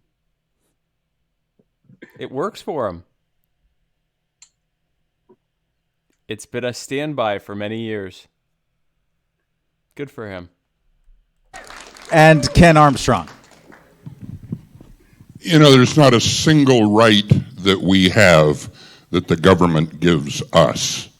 We give the government a very narrow and enumerated sets of rights, and controlling what we... You nailed it. He's a constitutionalist. He's a constitutionalist. And it's not that we give them rights, it's that we restrict what they are allowed to do. Right.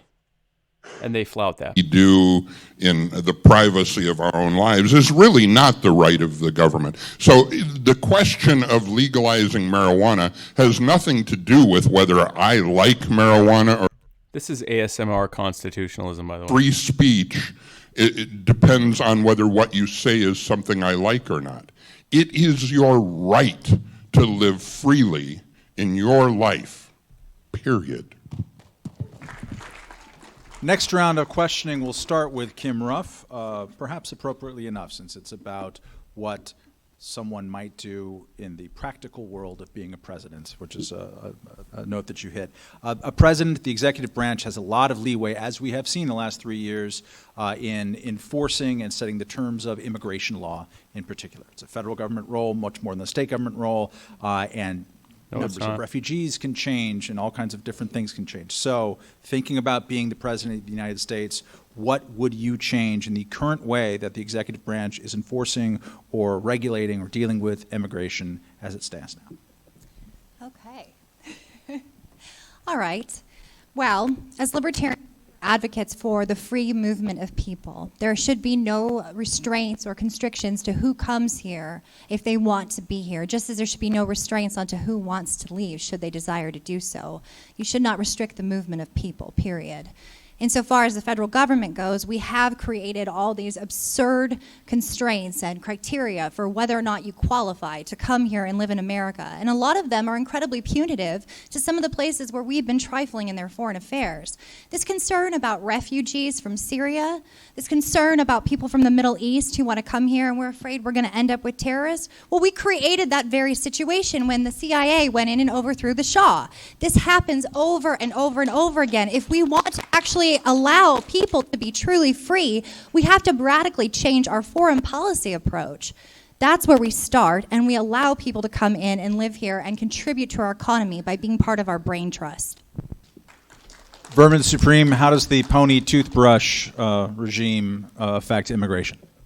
I read 3.4 from the Libertarian Party platform, free trade and migration. We support the removal of government impediments to free trade, political freedom, and escape from tyranny, demand that individuals not be unreasonably constrained by government in the crossing of political boundaries.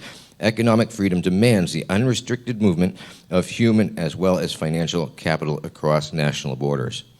That's all. Joe Jorgensen. That was a... That's a good answer. That was a good answer. He actually does that a lot. He'll say, well, I'll refer to the Libertarian Party platform. You going to disagree with the Libertarian Party platform as a libertarian? Okay. It's a stroke of genius.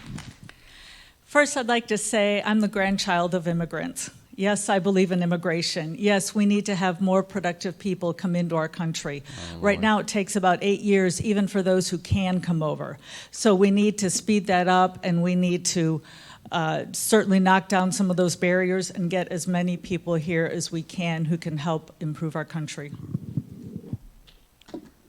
Ken Armstrong, what should the executive branch do? How should the president change his or her approach towards Well, I'd like to say that we could have everything we want all at once, but sometimes you have to move the ball down the field incrementally. You don't get to make a touchdown on every play. But what I would love to do in the first increment is establish an international free trade zone certainly on our southern border, could go on our northern border as well, have it be a totally voluntary opt-in sort of thing. We're not going to confiscate any land, but the people who own the land at the borders can decide whether they want to sell it to entrepreneurs to operate in the free trade zone. We can have cultural exchange in the free trade zone. I'm going to borrow one idea from my friend Larry Sharp, who said that we should have 2 Ellis Islands on the southern border, and I really think that's a wonderful idea. Inside the free trade zone, have consular offices open 24 hours a day, because one of the biggest problems that we have is visa overstays. We need to make consular offices available. Dan, taxation is theft. Berman, as the only person up here whose campaign office is headquartered in Cancun. That's right. So one thing that I think is really important to understand with immigration is the only thing we have to fear is fear itself. The entire immigration debate is driven by fear. Yep. We're told, oh, there's rapists and murderers coming.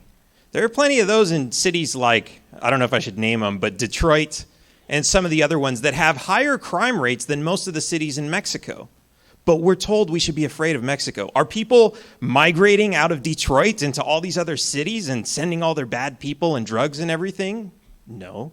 Are all the drugs coming out of Colorado into the other states now that cannabis is legal? Not really, not any more than it was before.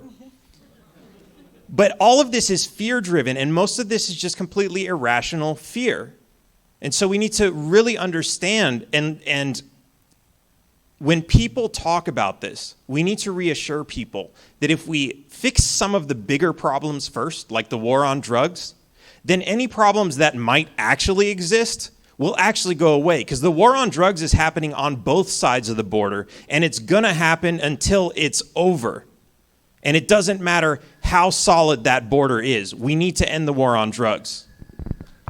Thank you, Dan. And Adam Kokesh, you're the last here, and maybe you can address it from your standpoint of someone who wants to put the federal government into bankruptcy and have a lot of localization. Immigration has largely been a federal concern. How does your approach square with that? My second favorite socialist running for president after Tulsi Gabbard is the orange creamsicle in the White House. And it is maddening. It is absolutely maddening to hear people speak out against socialism and all the ills of it and then say, oh, but that doesn't apply to border control. Oh, that doesn't apply to the military. Oh, that doesn't apply to the police. No, the exact same problems with socializing defense and protection services and public safety services are just as bad as with anything else. And when you see how that ill has plagued America, you understand why we are failing so bad in these regards. As it comes to borders, the question is not how to manage government borders. The question is, are we going to embrace the reality that the only legitimate borders are private property borders, and that government borders can't exist as enforcement points in respect for private property? You have the right to decide who you associate with, and the only way that right is going to be exercised is if we get government out of the way. I appreciate Adam's name check of Tulsi Gabbard, because that's going to lead us to our next round of question, who's the first recipient or answerer will be Kim Somebody's Ruff question. here. And this will be the final question of the first half of the debate. I'm arbitrarily creating halves here since we got a late start. Dan Fish will get up after this question and give a little tap dance, a little soft shoe, and then we'll go in the second half, getting a little bit more personal about things, hopefully. But anyways, so Tulsi Gabbard, she's a fan of, there's a lot of libertarians who are fans of hers, a lot of Ron Paul fans who are interested in her anti-war candidacy. There are also a couple of Republicans who are running who have a history with either the Libertarian Party, as Bill Weld does, or with the word libertarian. Mark Sanford has described himself that way for 15, 20 odd years. And is running a campaign about the debt. Question to you is, which person currently running in one of the two bigger parties for president would you welcome the most to drop what they're doing and join the Libertarian Party? Oh, God. Matt. Come on. Talk about a gotcha question. Who would I welcome the most? Well, if you're really going to make me do the lesser of two evils, then I suppose I'll go with Tulsi. But above and beyond that, I don't think any of them would necessarily qualify as libertarians. There's a lot to our belief system, and it all hinges on this core respect of human rights, our natural rights to life, liberty, and property. She's right on the money with her anti-war stance, and I greatly appreciate the fact that she's actually putting it out there, and to some extent, mainstream media is picking up on it, because the anti-war left has been suspiciously silent for a very, very long time. However, she also wants to give you a chicken in every pot, and Medicare for all, and make sure that you have, basic minimum, like universal basic income, which is antithetical to what we believe, because that's a redistribution of wealth, which is theft, and we reject it wholesale. So while they might be a little bit right, and I appreciate they're a little bit right, they're not libertarians, so I wouldn't necessarily be comfortable with them running on our ticket. Dan, taxation is theft. Berman, not even a question about running, but just come on in. Drop your party affiliation. I would like you, out of all the people running, to join us based on the values that I see that you have.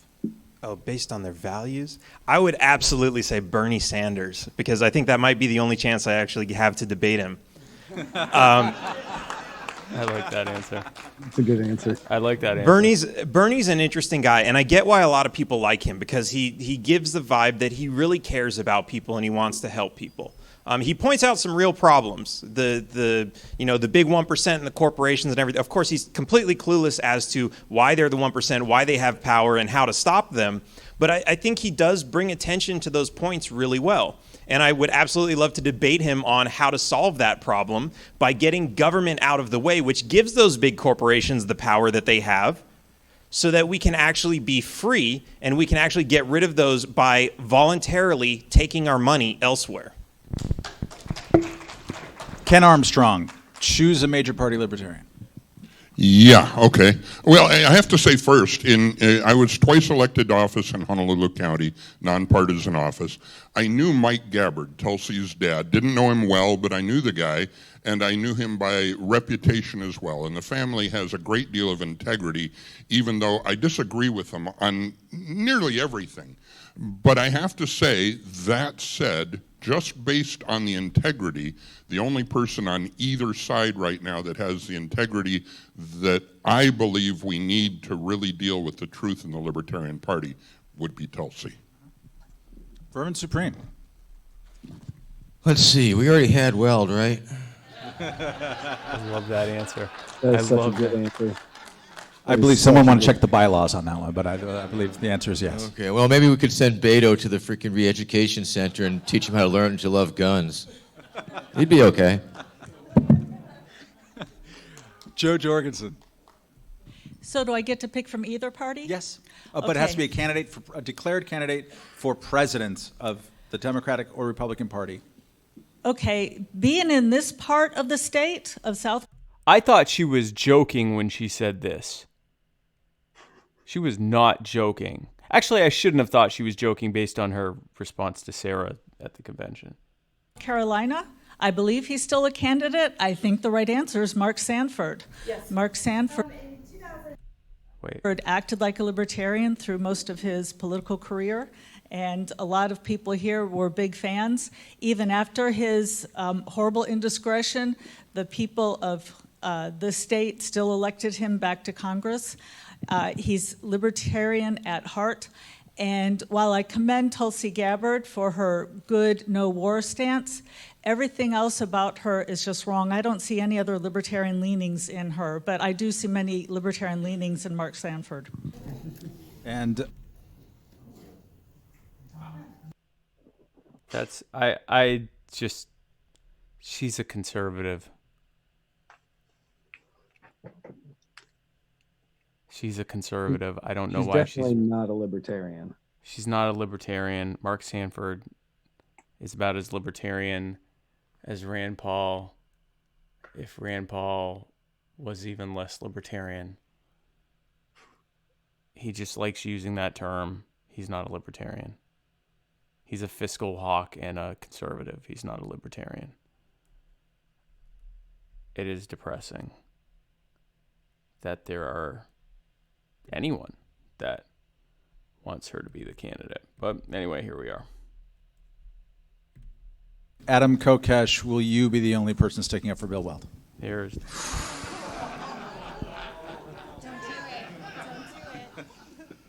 I'm wasting all my time shaking my head here. Matt, you want me to tell you who my favorite current Republican or Democrat presidential candidate is right now? Yeah. No, I'm sorry. I do not have a favorite flavor of cancer.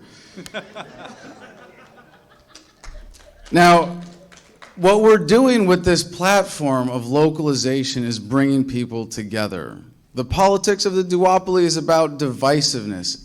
And I was so excited this morning. It was like a second Christmas already, waking up this morning to an endorsement from former Green Party presidential candidate and six-term Congresswoman from Georgia, Cynthia McKinney.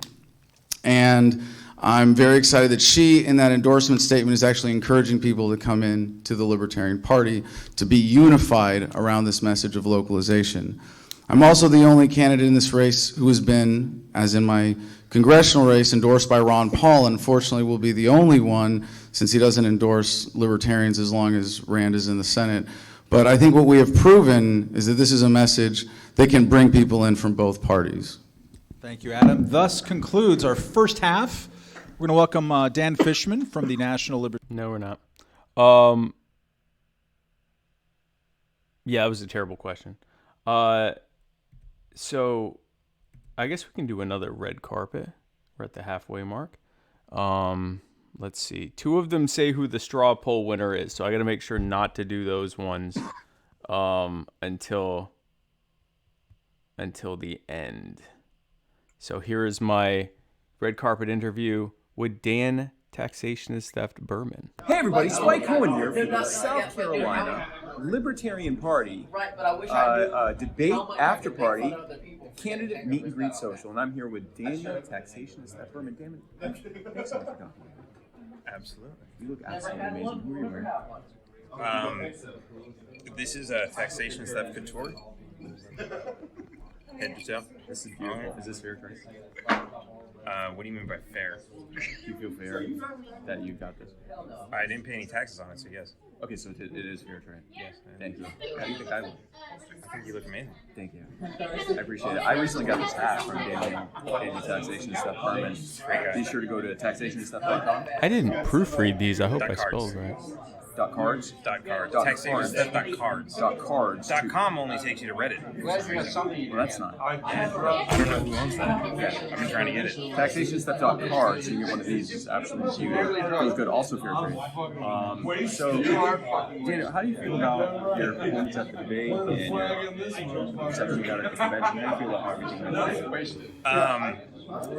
Well, it was pretty awesome going in. I got a little bit nervous in the middle because I was like, I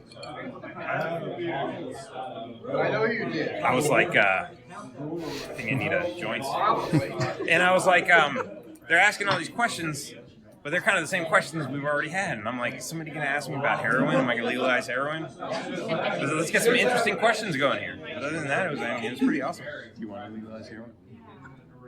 Do I want to? Yes, absolutely. Okay, good. Plutonium? Well, that's a loaded question. Because plutonium, as we know, is created by the government using their bullshit nuclear reactors instead of switching to thorium, which would make the environment cleaner for everybody. Well, this is But that converts into plutonium. When you create energy through nuclear reactor, it creates plutonium, which is then what the government takes to make nuclear weapons. Thorium is so much better. Thorium is like clean nuclear energy. It's the nuclear energy of the 22nd century. Thorium. If we make it that far. We're living in 2019. This guy's in 2199. That's where this is when this hat becomes like what everyone's wearing. So where did this hat come from? There's another Dodge right here. Like where was it manufactured? Well, like did you write a custom made? Oh, this one or this one? Oh, no, this one right here. This one came from a place. I mean, that's not wrong, is it? I mean, technically, yes, it would come from the place. Is this so can others get this as well? They can, but I'm not going to tell them where. So they have to find the place. Yes. But that's on them. Yes. That's fair. Yes. So fair trade. It is fair trade. So where do you go from here? What's your next step? Where are you going to? I'm going back to Cancun, and then I'm going to Olean, New York, and then I'm going to Buffalo, New York, and then Olean, New York, and then Mount Upton, New York, and then maybe New York City, depending on schedule. Very nice. So of course you had the situation where Andrew was a supporter of your school and one of your hats and ended up getting tragic. Now, were they suspended or just let them suspended illegally? Okay. So, what is your message to all the good little boys and girls that watch my Get suspended because you'll learn so much better at home than you will by the tyrants at your local public school. Drop out, please. Dan, thank you so much again for joining me for this red carpet interview. So, 2 things there. And I'm actually, by the way, Daniel Taxationist Theft Berman is going to be my guest next Wednesday at 8 p.m. On My Fellow Americans, making a grand return this month. And I'm going to have to find out more because I felt like he dodged my two questions. One was the uranium, which I think he was just making the point that the government uses uranium to make plutonium. But I just want to make sure that he thinks that should be decriminalized. And then also where his hat came from. He didn't lie. It came from a place. It did come from a place. So I want one. Real quick, today is Election Day, also known as Autumn Cherub Tuesday. Autumn Cherub Tuesday. Ukrainian Autumn Tuesday. Right. And in the Kentucky governor's race with 100% reporting, the Democrat Andy Beshear has 49.2% of the vote, while Matt Bevin, the incumbent, has 48.9% of the vote. So we can roughly say that that's nowhere near over. Nobody's gonna come out saying that somebody's a winner in this one right now. How much does the Democrat have? 49.2 to 48.9. Ooh, in Kentucky? In Kentucky. Yee. I think that this might end up being a really ugly cycle for Republicans. Yeah, it looks like right now Bashar leads Matt Bevin by 4,658 votes. I mean, it's still, and you don't know, there may be big pockets that are still left to be counted that will help him or help her, Beshear or whatever. You don't really know. I don't know Kentucky well enough to be able to tell you that, but that's a close race. That's a really close race. That's not where you expect to be as a Republican running for governor in Kentucky. Right. It says that all precincts are reporting, but I mean, no matter what, I believe that's going to go to a recount. Does it say it's 100% counted? It just says 100% reporting. It doesn't say 100% counted. Oh, okay. And nobody's calling this. Okay. Yeah, no one's going to call that. All right, so let me fish through this Libertarian Party to come up and say you support these candidates. A few hundred or a few. And I love seeing on occasion. Okay. You support these candidates because they're representing something that's so vital to your life. Representing the end of government intrusion. So I want to hand it back to Matt. Thank you guys very much. That was quiet. I thought that was a longer speech. Thank you, Dan. All right. I also want to shout out to what the hell did you do, Fishman? To the South Carolina Libertarian Party in preparation of all this. If you look on the website, they asked the same 10 questions to all the candidates. I think 4 of the 6 answered there, but it's pretty useful information to riff from, not least of which Joe Jorgensen apparently has a pretty serious Axl Rose problem here that I think we're going to spend most of the second half of the debate talking about. Okay, we're going to go into... that's definitely her problem. Yes, please. Nope, you can't. That's... So... there we go. Yes. Yeah, I have a rebuttal for you, Matt, yes, actually. Please. You shouldn't be asking a bunch of libertarians who our favorite Democrats and Republicans are. You should be asking Republicans and Democrats who their favorite libertarians are. And we really need to turn that mentality around. And I will say, for all the great candidates on this stage, echoing what Dan Fishman said, you see how the old parties get behind their candidates now? We need to build that culture. That's why I've been running for almost 2 years now, so that we could build the organization, build the momentum, and have things in place. Let's step up our game and flip the script on them. Adam, if I didn't ask that question, I wouldn't give you a golden opportunity to rebuke the moderator and look better in the eyes of the audience. So, allow the set of the volleyball on occasion. Okay, so we're going to talk more on personal things in this second half here.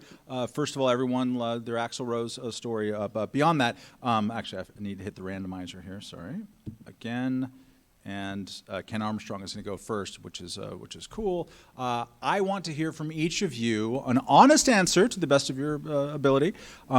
What single bit of the Libertarian Party platform do you either disagree with the most, or just sort of makes you most uncomfortable as you agree with it? Ken Armstrong. Oh, and I have to be honest this time? I didn't know he was going to throw that one in on us. It's the second half. It's the whiskey part. Okay. I'm actually very comfortable with the platform. The difficulty comes in selling it to people who don't understand what we're about. And that takes a little bit of one-on-one, a little bit of honest conversation.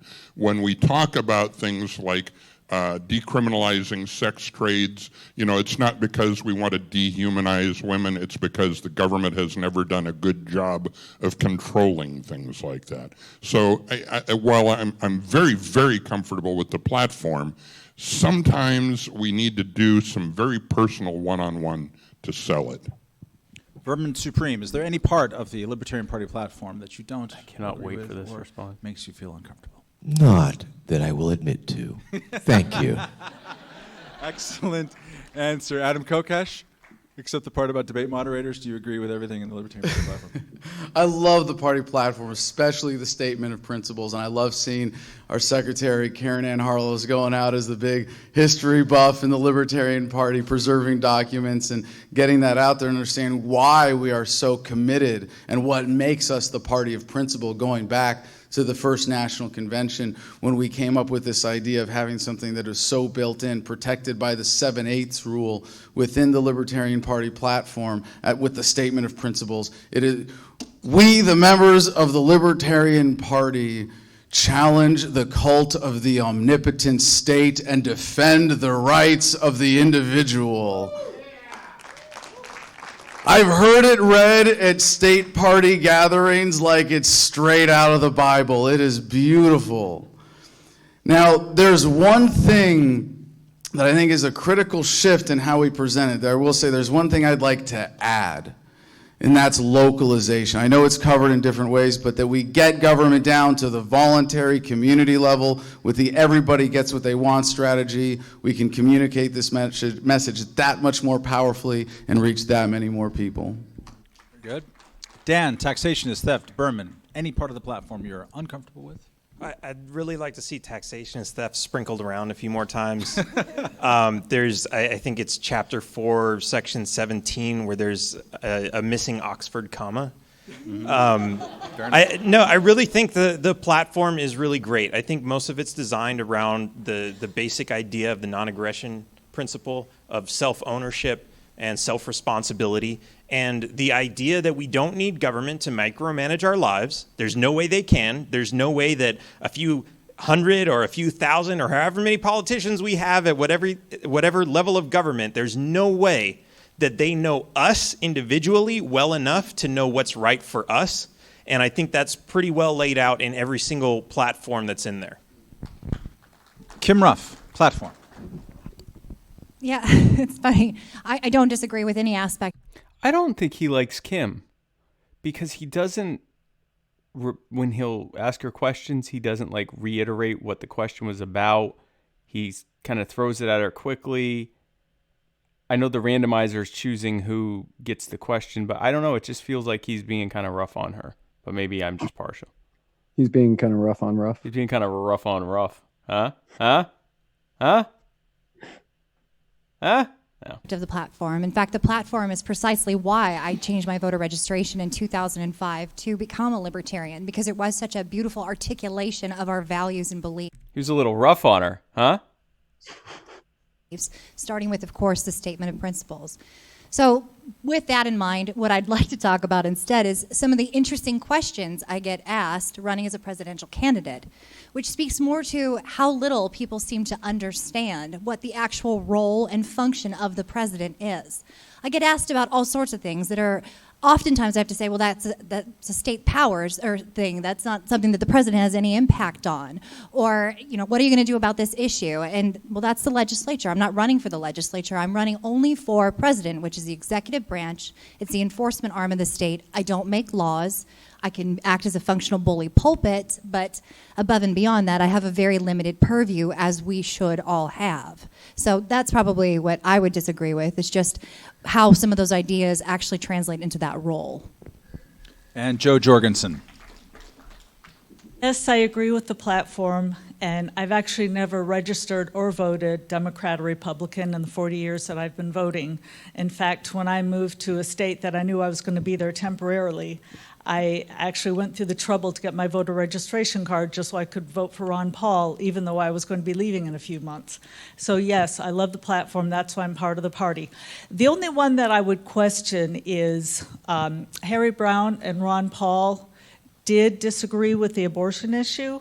And while they did a very good job of supporting the platform, I wonder if maybe it would keep some people out as far as who would say, yes, that's part of the right to life. And I'm not saying that the platform should become pro-life, but perhaps not have it there just so that it doesn't keep some people from even considering us, because we need to grow the party. And we need to grow the party with people who want life, liberty, and property.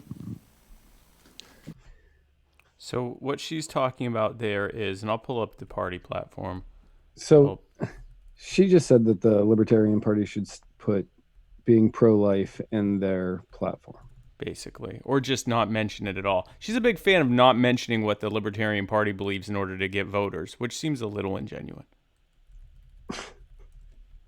So it says, recognizing that abortion is a sensitive issue and that people can hold good faith views on all sides, we believe that government should be kept out of the matter, leaving the question to each person for their conscientious consideration, which is sort of a standard issue libertarian answer. The government shouldn't be involved. Whatever you think about life, the government shouldn't be involved. And she's saying, let's remove that so that maybe pro-lifers might think we're pro-life.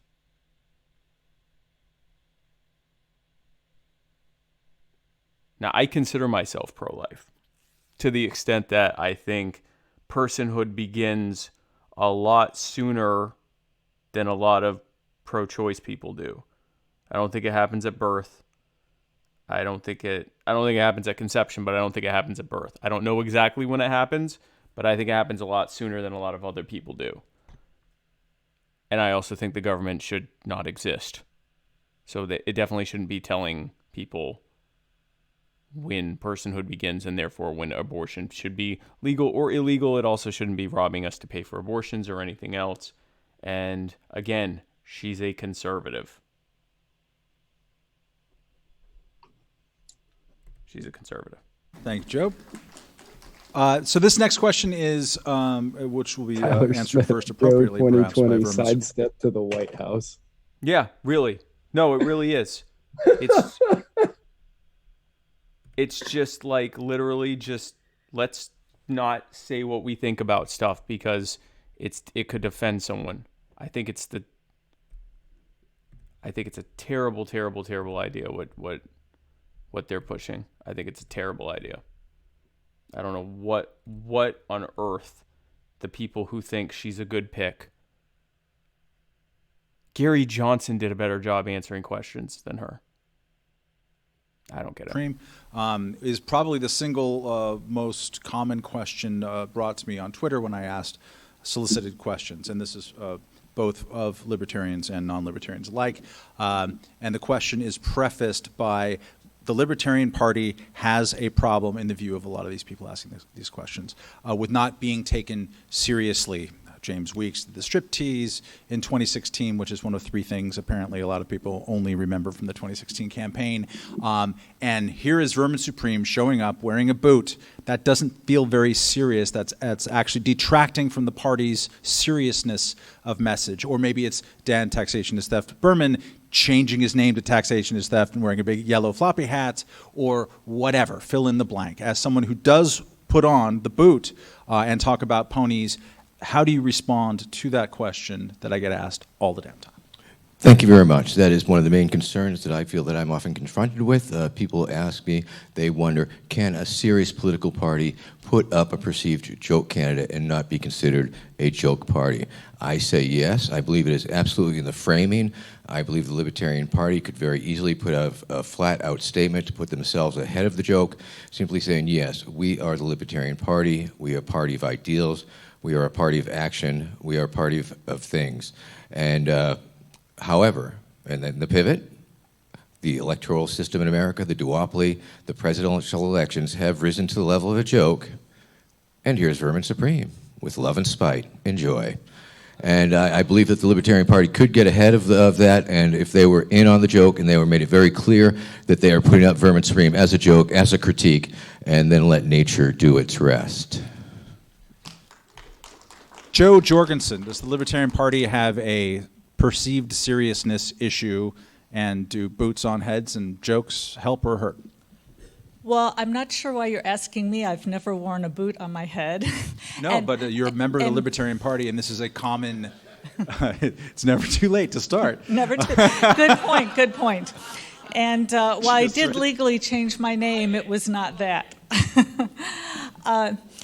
Actually, I do have a concern overall about how people treat us. However, I don't. Yes, I guess in a way I do.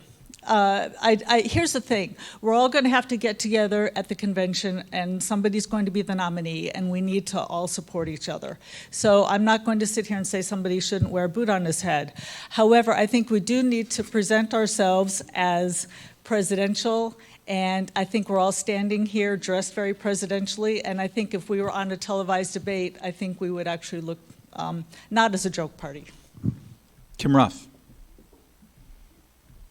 Well, I think that we are not taken seriously, not because of who we have in front of the camera, but because, generally speaking, mainstream media and the duopoly, so Republicans and Democrats, are not going to want us in front of the camera. So they're going to find any perceived flaw and blow it out of proportion. It doesn't matter if you wear a boot on your head or two on your feet, they're still going to find something to nitpick because that's what they choose to do with us. However, if we are unified in our messaging, because it is all sales, if we're unified in our messaging, we are clear about what it is to be a libertarian, then we can get this information out there. Some people are going to respond positively to Vermin's show, and they do.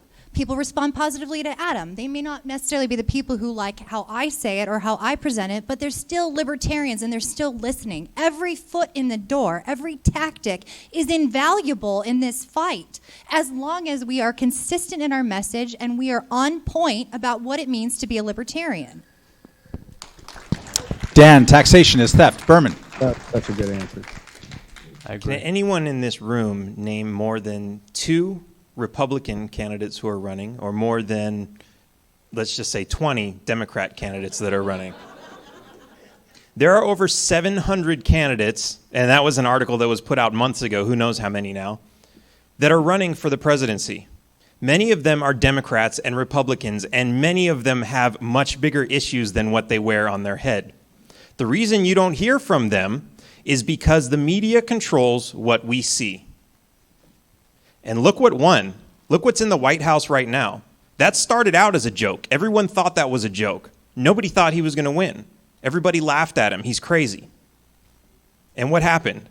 Now, I'll give you, he's a little bit different. He bankrolled himself. He's a billionaire. He's made lots of money ripping people off. We don't have that. Okay. But is a hat really going to make that much of a difference when we have such a big issue with the media controlling what we see? Shouldn't we focus our attention there and ask why they're not giving attention to any of the other candidates, whether they're libertarians, green, or independent? Why? Ken Armstrong. Well, I think our problem is not so much whether we're theatrical or not theatrical. We've got 6, I think, just fabulous people on the stage today, and I think we all make each other better. I think there is a perception issue that's created by the media, and I think it's a real thing. And I agree with what Vermin says, that we need to explain ourselves a little bit better and help the public to understand what's going on. But I do think that we need to identify what our brand is and stick to the brand. And that doesn't mean that we all have to wear a dark blue suit and a gold tie. And it certainly doesn't mean that we all have to look like Shrek or sound like Darth Vader or any of those things. But it does mean that when we're out there before the public, that we're representing the libertarian brand and not ourselves. The after. Shout out for the self-depreciating humor there. Yeah, so I want to say something about Ken. I like him. He's like a really likable guy, and he's funny, and he's self-deprecating and all of that stuff. I just politically, he's a constitutionalist former NATO commander. Like, he's not doing it for me there. But I like him. I think he's a nice guy, and I think he means well or whatever. But I'm not sure that this is the party for him. But I actually couldn't not like him. So. Party is going to be competing Axl Rose and Darth Vader impersonations, apparently. Adam Kokesh, take us home on this question. Does the Libertarian Party have an image issue? Do you watch too much mainstream media? No, I actually almost watched none of it. I just participate in it. There's a difference. Whoever is the Libertarian Party nominee in 2020 is going to be running against the world's greatest troll doll, hair included. You think we have an image problem? No. Let's put this in perspective. First they ignore you, then they laugh at you, then they fight you, and then that's where we are as a party right now. Let's embrace that, be libertarian, stand up for who we are, be the best libertarians we can be, because this is a message that reaches to the heart of every single American. That's the image we should have as the best libertarians that we can be. Thank you, Adam. Stay standing, Adam Kokesh, because you are first in the next round, which is each question is going to be personalized to the person answering it, and so it's not going to be generalized. So, question to you, Adam Kokesh. Controversially, at least among the 13 people, you recently went to participated in some way in a straight pride event or parade. Can you explain why you did that? And also, is that the type of thing that you plan on doing in your campaign and as the nominee?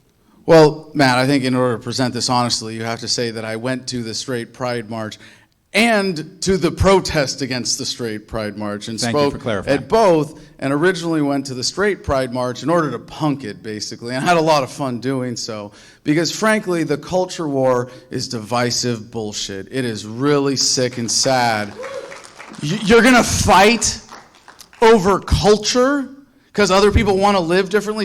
This is the problem with government under a centralized coercive authority. Liberals and conservatives have to meet on the street and see each other as enemies because they have to fight over who's going to get their will forced on the other through this one-size-fits-nobody but the profiteer solution. And that's what drives divisiveness. That's what creates polarization. And it was a little bit of a tough situation there, Matt, to say, I'm going to piss off both audiences I'm speaking today and say you're all wrong for participating in this, and America's united in saying this nonsense needs to stop. We should unite around freedom.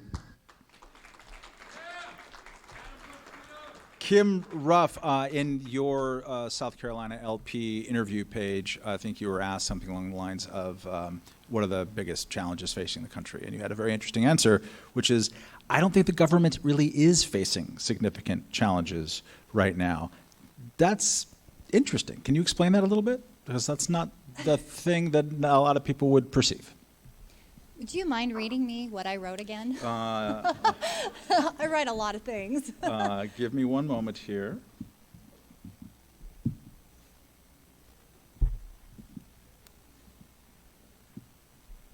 What is the biggest, that's pretty quick, right? 10 seconds of being called out on the, what is the biggest challenge facing the federal government currently?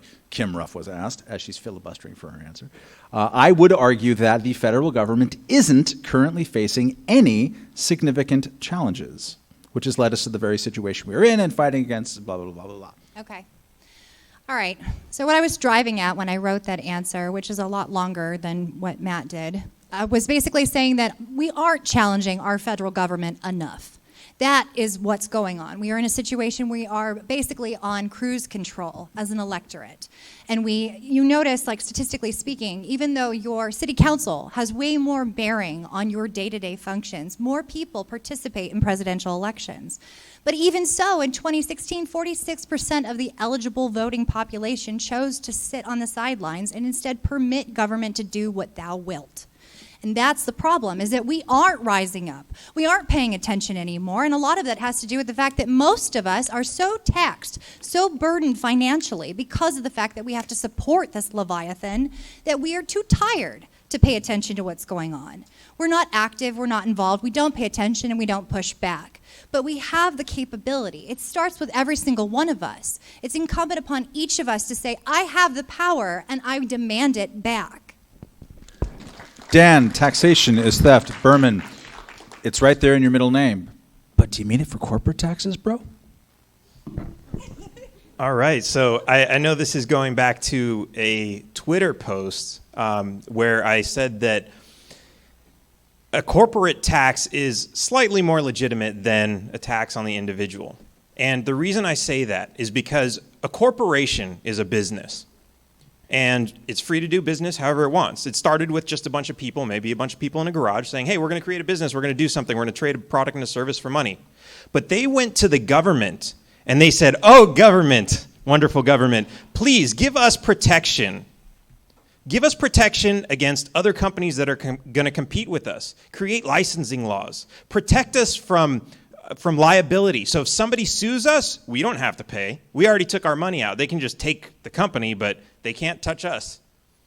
They've created these corporations as a special protection from government. And it's really more like you're buying something. So yeah, let them pay. They agreed to it in the first place. Your cell phone bill is not a tax because you went to the cell phone company and said, hey, I want this service. Here's some money. How much is it going to cost me? So why shouldn't a corporation have to pay taxes? Now, I will say this. The government should not have those powers for sale. Corporations should not be able to buy this power in the first place. That'll be an interesting thing to talk to him about on the show. Dan? Vermin Supreme, if I have this correctly, you have run for political office, not just in the Libertarian Party, but also the Democratic Party and the Republican Party. Yes. Are there any other parties that you wish to confess to running for here? No, those are the two main parties. So the question is, how are you any different than Lincoln Chafee? Well, once again, of course, I would maintain How are you any different than Lincoln Chafee? Every one of my previous campaigns was simply not a real campaign. It was a parody campaign. It was a goof campaign. When I ran as a Republican, I was not a Republican. When I ran as a Democrat, I was not a Democrat. I'm currently running for the Libertarian Party nomination, and I am a Libertarian. That is a very huge difference right there. I have a real campaign with a real campaign staff. We are raising real campaign money, taking part in real debates. I believe that I'm very well equipped to lead the Libertarian Party into the land of 5%, into growing the party, into using my viral celebrity to really make an impact and impart libertarian ideals out to audiences that we've had a very difficult time reaching through all the various viral media that I've had, by harnessing the current groups of kids. I mean, the kids in our amazing demographic, and I hope to harness them. Thank you. Thank you. Jo Jorgensen, I recommend everyone here go and look at her speech at the 1996 Libertarian Party Convention. It's the kind of structuring joke is about 1-900 sex telephone numbers, and also talking about how, hey, we should be welcoming to Steve Forbes Republicans, which is a way of saying, that was a long time ago. Well, what have you been doing since 1996 for the cause of freedom in the Libertarian Party? Preparing for this campaign, for one thing. Indirectly, I've... So prepared is she from the last 23 years of not doing anything else that she didn't answer any questions at the convention. Right.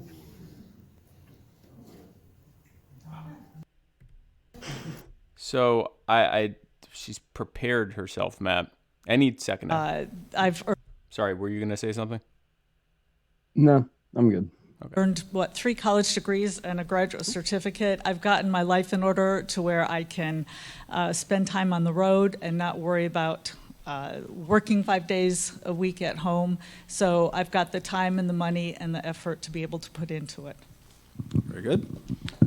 Ken Armstrong, you commanded like a NATO mission or a very elaborate career for someone in a party where most people want to dissolve NATO. Are you really ready to dissolve NATO, or what do you think what should be done with the system of alliances that we have right now? Well, NATO's a treaty, and I believe in treaties and contracts between willing participants. I'm just not sure that the American people really know what they bought into with NATO. And I honestly, I think that we need to back away from NATO. The only reason I believe we should stay in the United Nations, to tell you the truth, is because being a permanent member of the Security Council, we get that precious veto on the Security Council, and I don't think we want to give that up. But these global organizations are not globalist, they're corporatist. And I think we need to get as far away from them as we can. That was a really good answer. I liked that. That was the best answer he's given. I really like that. Now, I would argue if the U.S. left NATO, it would become a toothless organization because it receives the bulk of its funding and is hosted by the U.S. I think it would become a joke party and a joke organization, and a lot of smaller countries that are only in it to benefit from the largesse of the U.S. government would leave it. I think it would fall apart, but that wasn't a bad answer for that. That was actually a good answer. Very good. We'll go back to a general round of questioning here, talking about the 2016 Libertarian Party presidential experience. In any way, shape you want to put it, what is a lesson, Kim Ruff, you will start here. What is a lesson from 2016 that you think is relevant to be thinking about as we approach 2020? Well, I think our lesson from that, at least that big takeaway, deciding to run. I'm going to set it down and get to dance. Start.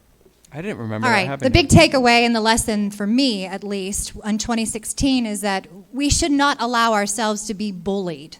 We should not allow ourselves to be put in a position where we're effectively told that if we don't elect a certain person or nominate a certain person to represent us, then we're going to have the whole thing fall apart. We shouldn't buy into lies, because that's what we were fed, and we should stand up and have a fearless libertarian as our standard bearer. On the state and local level, I know how hard you guys work. Most of us here know how hard you guys work because we do the same thing too. We scramble every election cycle to get ballot access, to ensure our candidates get representation. We're shunned by mainstream media, it's difficult to get the money, and we sweat blood and tears. We do this every single time. And it's important that our presidential candidate represents us fearlessly, because that is what builds our moment and keeps us going. Adam Kokesh, lesson from 2016.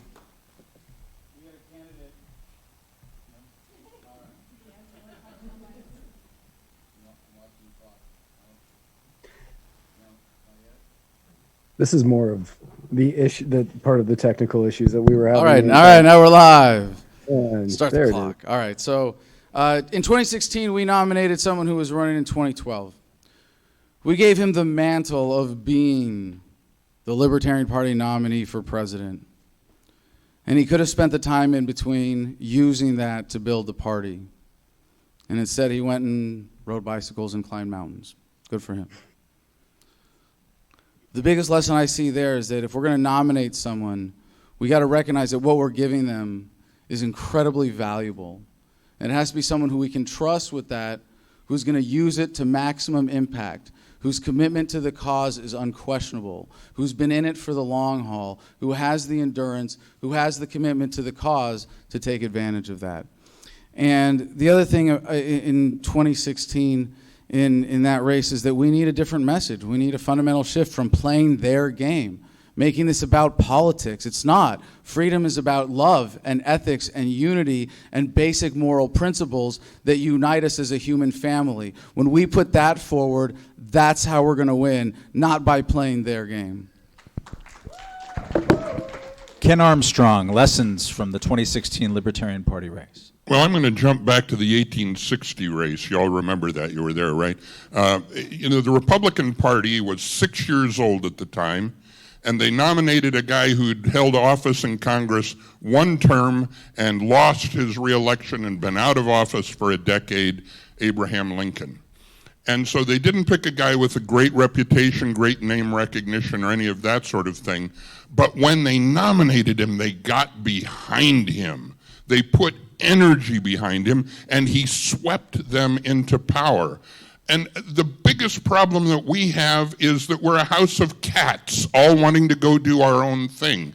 We need to get behind whoever this party nominates for the 2020 election.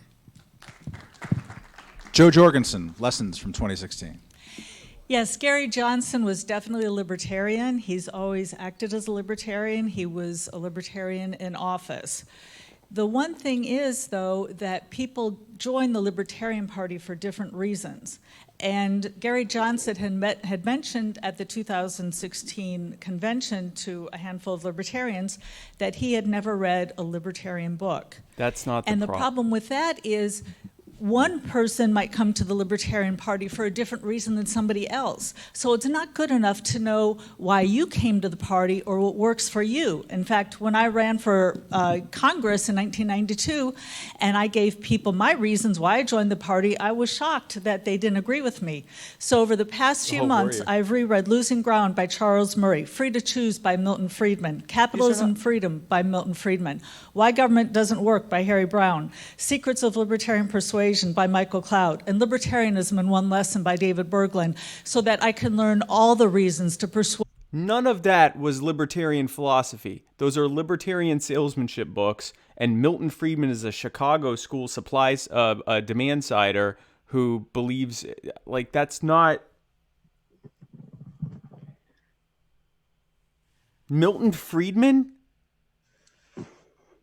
So she is from the fiscally conservative and socially liberal wing of the Libertarian Party.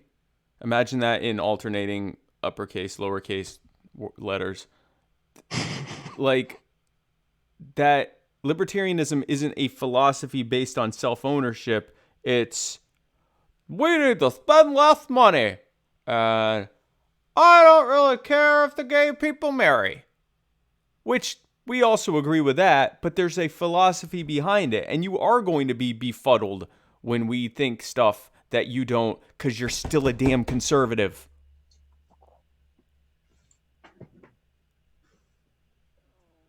And at least Gary Johnson had a history of as being a successful governor. What is your appeal? Yeah, she has absolutely nothing going for her. She's had 2 failed campaigns, and that's it. And the last one was 23 years ago. There are 2 kinds of libertarians that get nominated to stuff. Ones that may not be all that libertarian, but they have a successful history of winning big elections. And that's the appeal to the Amashes, the Masseys, the Pauls, the Johnsons, the Chaffees, the whatever, Welds, whatever.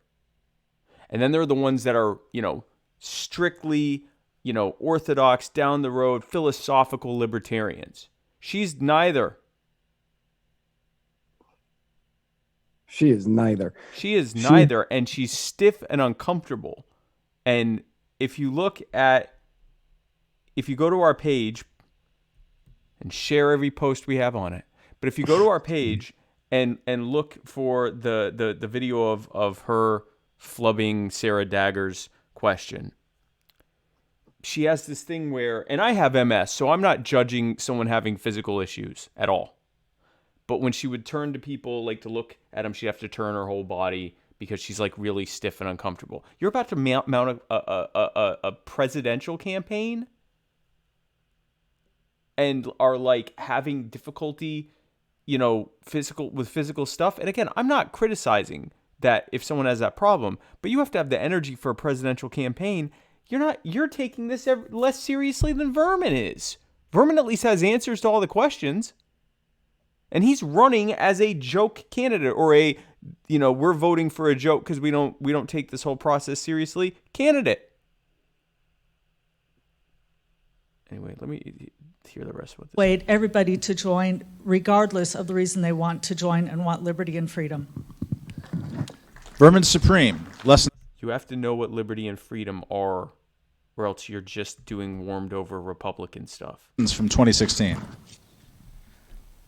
I learned that the respectability politics are dead, and that no matter what suit you put up, the mainstream media will completely ignore that. And I believe that it's time to try something radically different. I believe it's time to put something forward that that they can't possibly ignore, something that they're going to have a hard time to wrap their head around. I think we're talking about putting up a performance artist, a clown, a character, and saying this is what we believe about your ridiculous system. We believe about the mandatory toothbrushing law in any state. We believe the free ponies giveaways and other such magical things. And the opportunity to allow something so different that it cannot be ignored, that it will sweep the nation, that it will become a tsunami of excitement amongst the younger generation.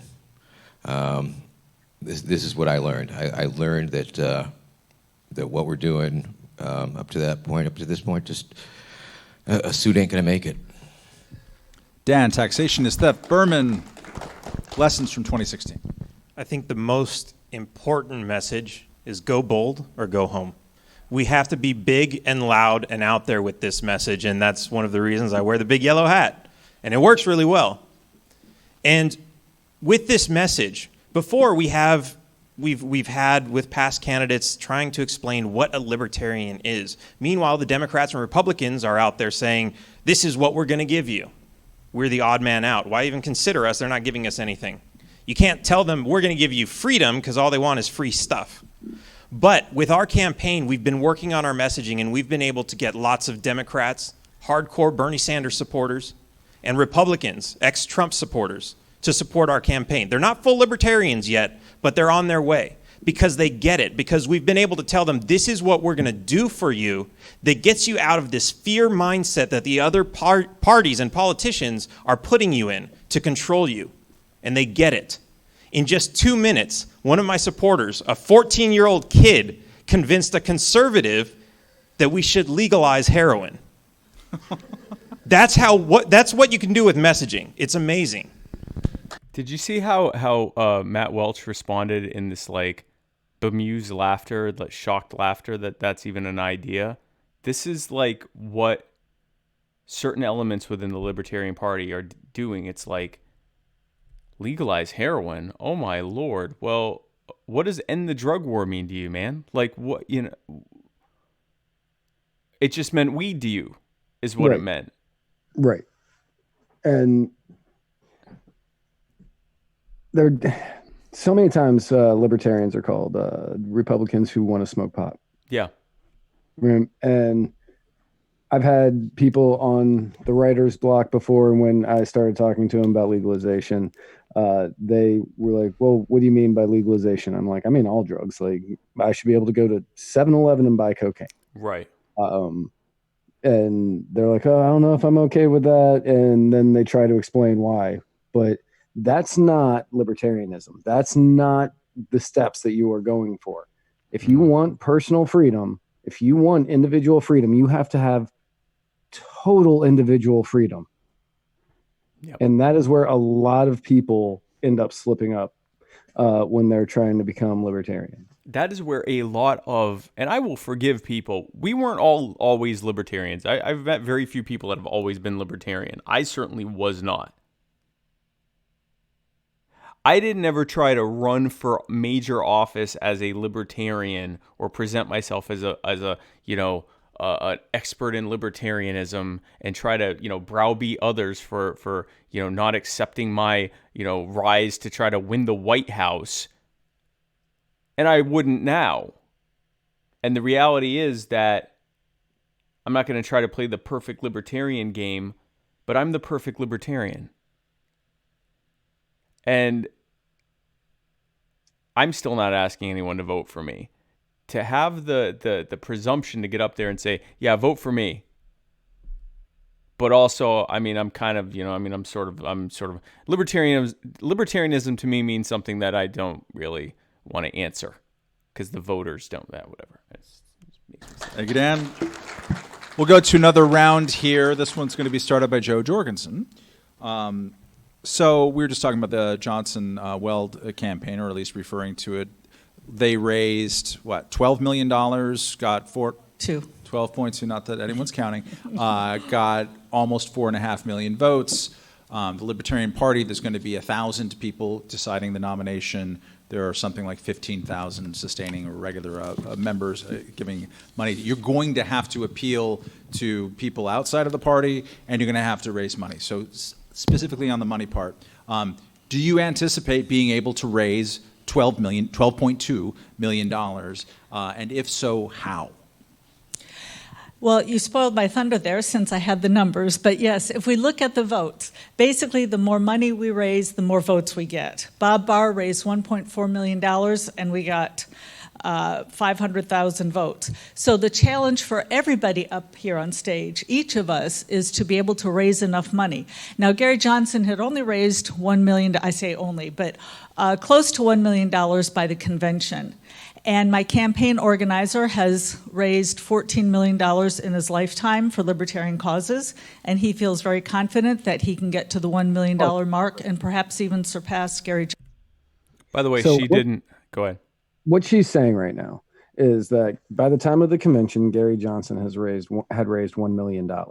She isn't saying that she's raised $1 million. She isn't saying that she raised $14 million. She's saying that the man who is working for her campaign has raised $14 million total for all of the candidates and all of the organizations he has worked for. Yeah, any campaign he's ever worked on, which means he's a Republican and has been working on Republican campaigns to whatever capacity, and those campaigns have raised $14 million. Anyone who wants she said libertarian organizations too, so he could be working for different organizations. Right, but she called Mark Sanford a libertarian. So what is libertarian organization? Yeah, you're right. It could be the frickin' Heritage Foundation for all we know. We don't know over what time period he raised these $14 million. Right. If that's dating back to 1986, that's not that impressive. Right. And it's also, I mean, again, if you can even find her website, you tell me that she's going to raise 14 anythings on that. But anyway. Johnson's first time out between now and the convention.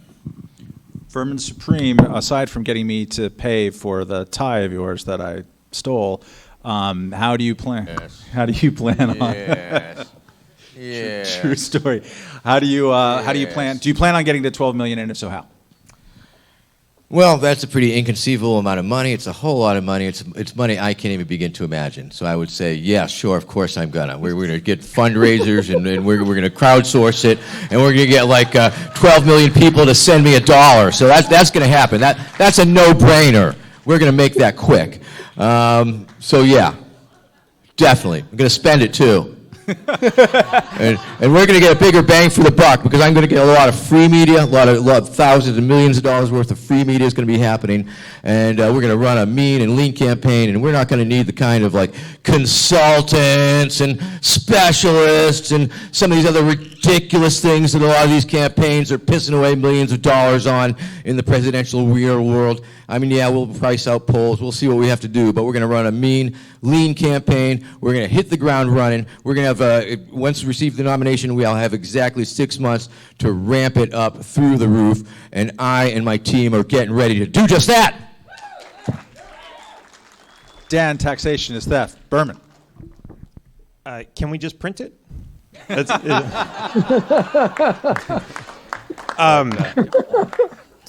So there's a lot of interesting story around this, and we have to look at a lot. We have to look at what was the environment in 2016. We had plenty of libertarians who were in the party who were convinced that we were going to win just because we had the one candidate that everybody didn't hate. Yep. And this is a huge motivating factor, but it's only going to get us so far.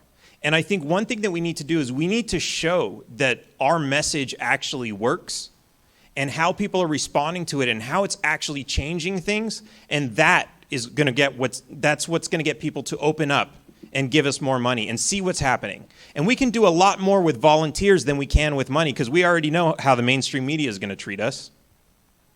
Present company excluded. Is that my mainstream? It's unclear. So yeah, I think it is realistic to raise that amount of money, but we need to do things a little bit differently, and we need to try new things that haven't been done before. Adam Kokesh as the leader preliminarily in the fundraising race on this stage. Can you get to 12 million? Raise money for mics. He said raise money for mics. We good here? All right. I think using the benchmark from last year should be seen as a launch pad, not a target. You know, we should be seeking to get way above and beyond that. And with our campaign, it's almost sad to say we've raised just over $200,000. I've put about 140 of that in myself and about 60 from individual donors. And until recently, that was 10 times the rest of the libertarian field. And that doesn't make any of us competitive with the mainstream. I close deals. I make sales. We need to make this happen. So I'm going to ask everybody here, because I'm not afraid to ask for help. We need money. Give to one of these campaigns at the end of this debate. Decide who you want to support. Give to at least one of us. And if you can't, help us. Sign up as a volunteer. Be a part of this. I know with this message, from what I've seen, that we can do this with everybody in America. We can bring people in. We can raise money from demographics that the Libertarian Party has never touched before, because localization is the everybody gets what they want strategy. And more than anything else on the campaign trail, what I hear, and this is so important to reach the traditional non-voters, the 40% who don't even vote in presidential elections, what I hear more than anything else is, I don't normally vote, but I'd come out and vote for that. Ken Armstrong.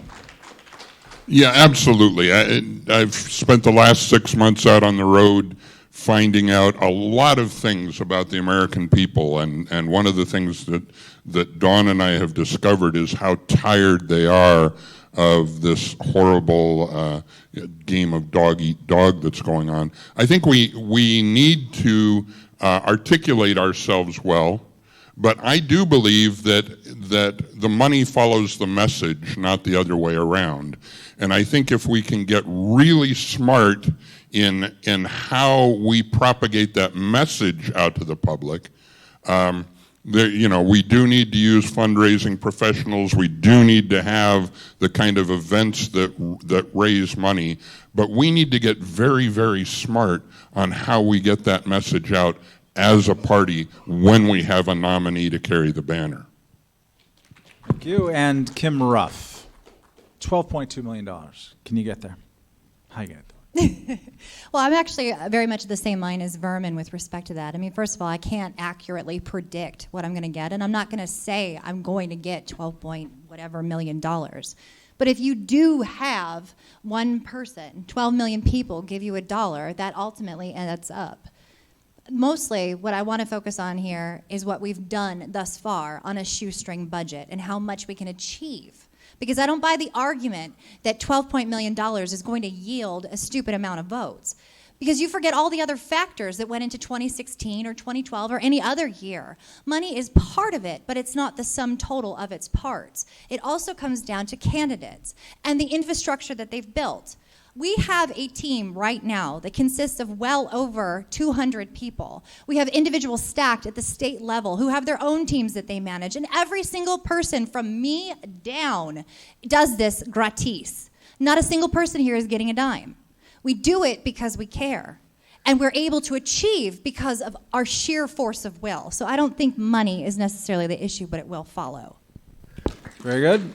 I think what we'll do here is have one last round of questioning, and in order to get rid of the awful bottleneck that is me, allow the candidates to question one another if they so choose, and then after that we'll go to closing statements. So before we get to that, it's a good time to throw in one more red carpet interview. This one was actually a surprise endorsement, double endorsement by Ryan Teeter, the anarcho gun guy.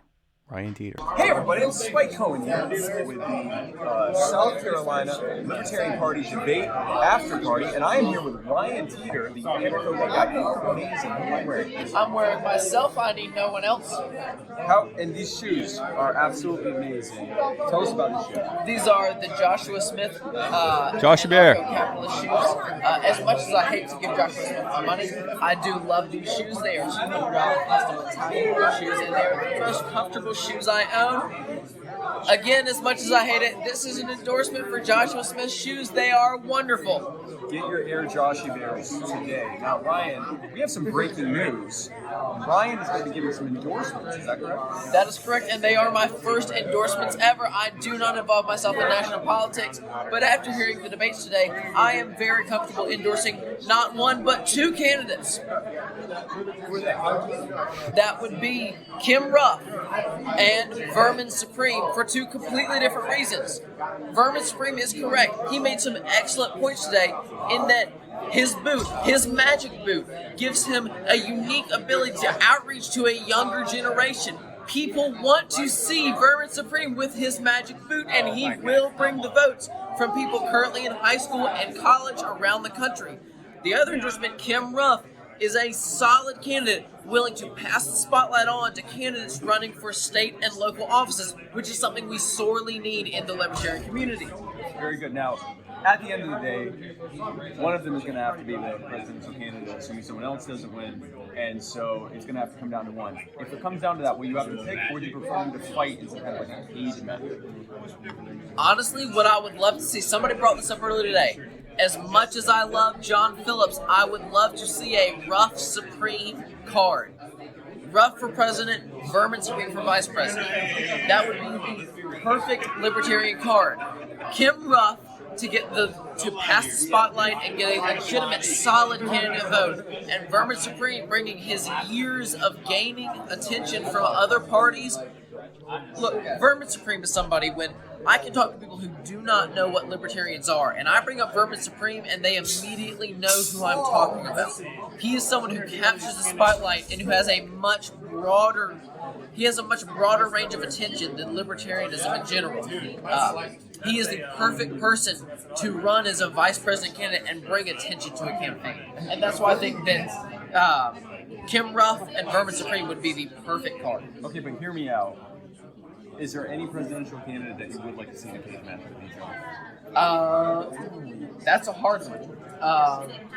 I'm thinking Ken, due to his military experience, would be an excellent person to see in a cage match. This is hard. My money would probably be on Ken. Kim's kind of gigantic, so I would have to say Kim. She's significantly larger than me. She's like 4 inches taller than me. She's an Amazon. She's massive. So I'm saying Ken versus Kim.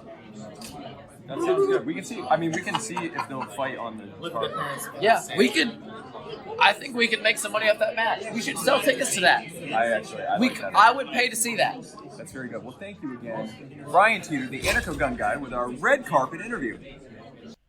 Shout out to me for spending hours trying to figure out what was being said in these videos. So when you said, who are they? It sounded like you said, who day? And then I immediately was thinking that you were making a reference to the Cincinnati Bengals when I first heard that. I was definitely not, because I still have no idea what you're talking about. Right, yeah. Then I was like, how would he even know what that means? Yeah. Also, Ruff Supreme sounds like something you would order at a BDSM club.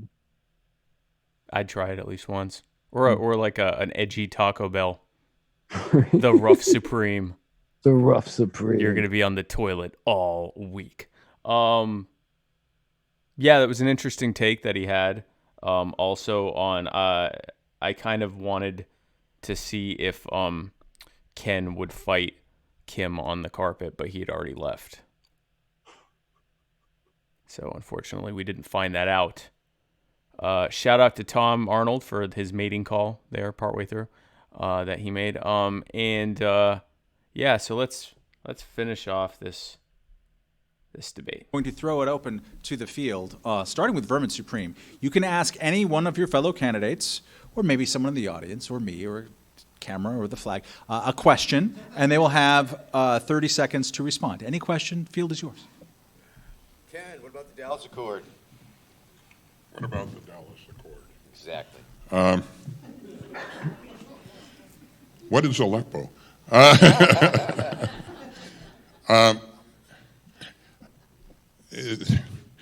You got me. Joe, what about the Dallas Accord? You only got one. Sorry. That's it. I loved it. He tried to get Joe to answer it next. I loved it. She possibly might have known what it was, though. but she may have. I mean, she's been in the party for a while, so she might know. That was actually a stroke of genius. Next questioner, Ken. You have a question. You can get back at Berman if you want. No, I'm not going to hit back. Adam, please tell me what legal basis you would use for dissolving the government and for establishing the guardians of the government. I'm so glad that I don't have a microphone that works. All right. We'll do this one again. I'm so glad you asked, Ken, because a lot of times I get asked the question, is your platform constitutional? And the answer is, heck no, it's not constitutional. That's kind of the point. We are appealing to the higher authority known as the Declaration of Independence, which says we have not only a right but a duty to alter and abolish systems of government that no longer serve us.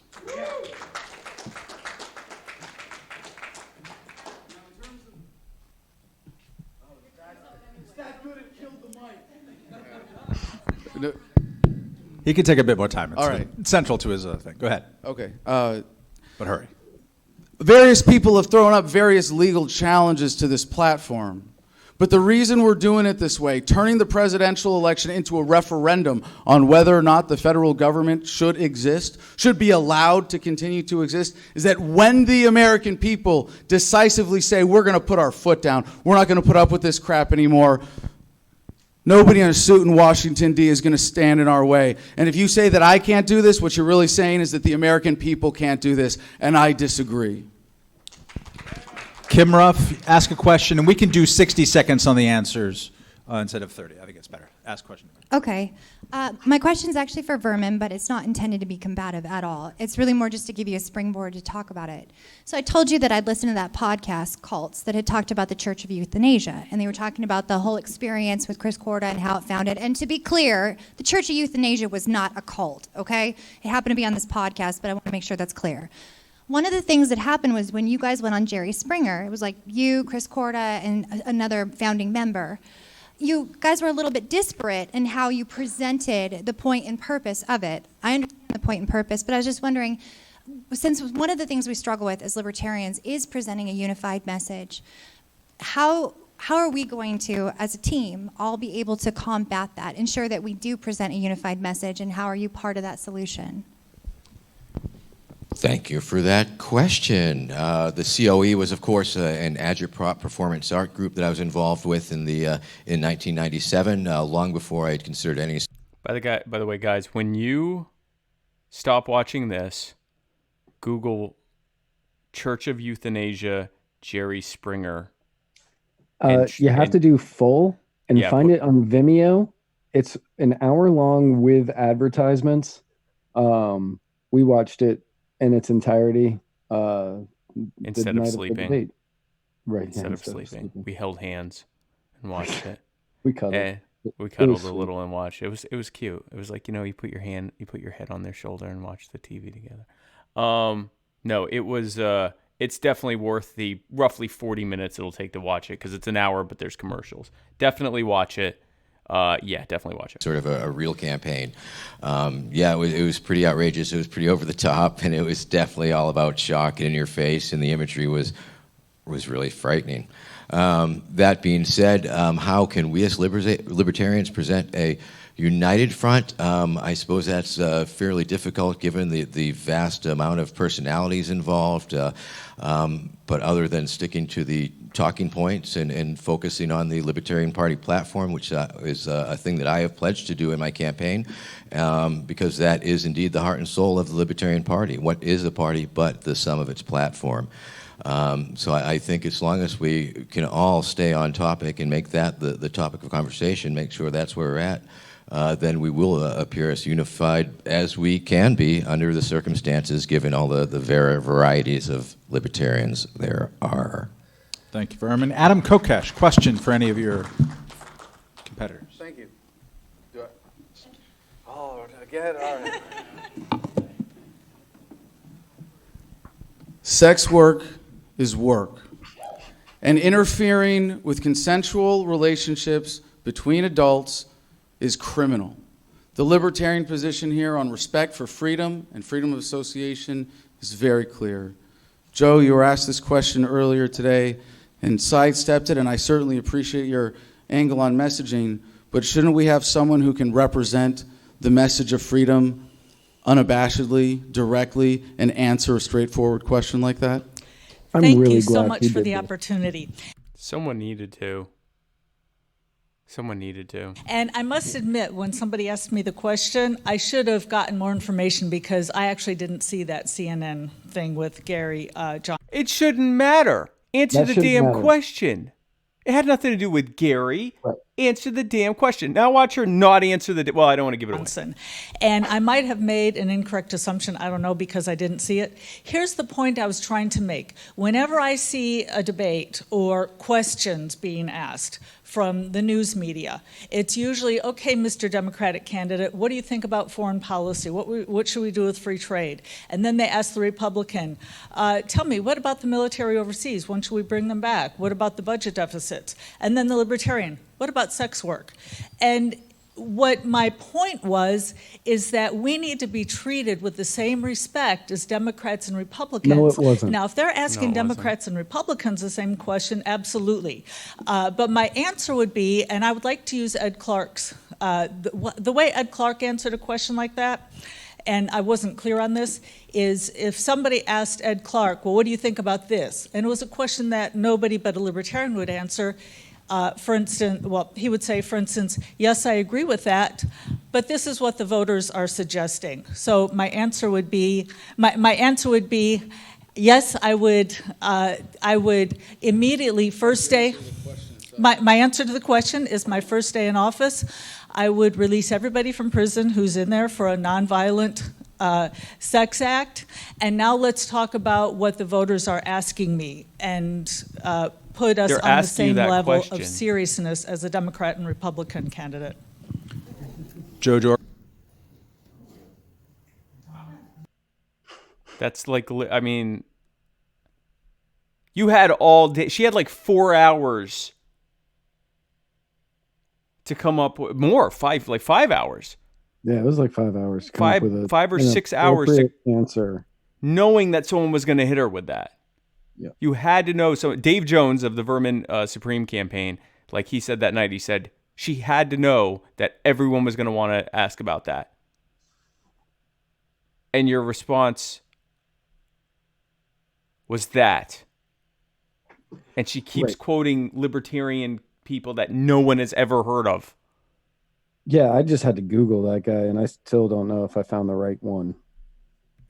It's beyond tone deaf. Jorgensen, keep that mic. Ask a question of someone here. Sure, Ken. We're all libertarians here running for office, and I would just like to know, please define what is a libertarian?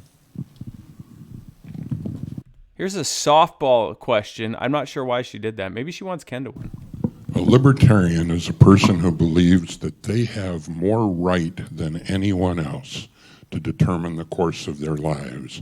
A libertarian is a person who believes that the less government we have to interfere with our lives, the better off we are.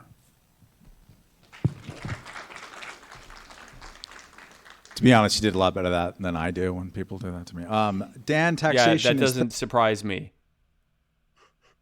Anyone need an editor? Steph Berman, let's finish this round. Ask a question to any of your co-runners for president. There's only one question on my mind, and so I know most of the candidates' answers, so I have to ask. Let's go with Ken. Is taxation theft, and what would you do about the income tax and the IRS? Okay. This is a thorny one, but I'm wearing my my porcupine today, so I can do that. As a legal matter, taxation. Go ahead. What was that? He said, "This is a funny one, but I'm wearing my porcupine today." As opposed to what? His NATO command hat. I don't know. Taxation is not theft. by legal definition. By moral definition, absolutely it's theft. And even more important than that, the income tax itself is stupid. It's a regressive penalty for productivity. The worst way to grow an economy is to penalize the people for productivity. So if we're going to have any kind of tax at all, it should be a voluntary tax based on consumption, not on an involuntary tax based on productivity. All right. Thus ends the question period of the debate. We're going to go to closing statements, which the candidates have 90 seconds, as they did. And we will go in the reverse order that we did the opening. So from Ken Armstrong on down. It has been my pleasure for the last 6 months, and I will say that a lot of times pleasure comes with quite a bit of pain, but it has been my pleasure for the last 6 months to travel 40 states so far around the country and to get to know American people in a way that I never had before. And really, I mean, met with David Thoreau at the Independent Institute in California, had dinner with Larry Sharpe in New York, and those were wonderful experiences. But even more important than that were the ordinary everyday Americans, the homeless people, the waitresses, the hotel staff, the people that we met on the street, and just finding out how, honestly, you know, we say something all of the time, but Dawn and I have been discovering that this is absolutely true. If people know what we're about, they discover that they've always been libertarians. It took me until almost 25 years ago to discover that I was a libertarian. And when we explain what we're really about, people get it. And as I travel around the country to have that conversation with people. Thank you, Ken. Vermin Supreme. Thank you. My boot is a boot. It's a magic boot. It stands for all that is good in America and the rights that the Libertarian Party stands for, the ability to wear a boot on your head if you so want to, because it harms no one at all. 3.9 million high school students graduate in a given year. Give me 2 of those years, that's 8 million kids. Add that to the 17 million college students in college in a given year. That's a pool of 25 million people. Give me 1 out of 4 of those voters. That will equal your 5% right there. That does not include the millions and millions of disenfranchised, disillusioned, disgusted individuals who could be voting but aren't voting. I think we could give them a very clear-cut choice. Putting up a man with a boot on his head will certainly show and demonstrate the contempt that is worthy of the duopoly and their presidential charade. The opportunities are limitless. This May in Austin, the Libertarian Party will be giving a very, very clear choice. They will choose of 2 time streams. There will be 1 time stream available that the LP can choose where Vermin Supreme is the nominee and we take back America from whoever has it whenever we take it back from them. So we got to preview his speeches at the Airbnb and just loving it, just doubling over on his speeches. My magic boot, we're going to take America back from whoever took it from us. Love it. Or something else. The choice will be yours. Choose wisely. Together we will ride our ponies into a zombie-powered future. Thank you. Joe Jorgensen, closing remarks. As the presidential nominee, I will double the size of the Libertarian Party membership.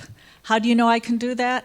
Because I did it before with Harry Brown. In 1996, we more than doubled the National Party size from 10,000 members to over 22,800. But we didn't do it alone. We did it by teaming up with the national leadership. We teamed up with National Chair Steve Dasbach. In fact, Steve's here. Can you say hi? We teamed up with Bill Winter, Communication Director, Perry Willis,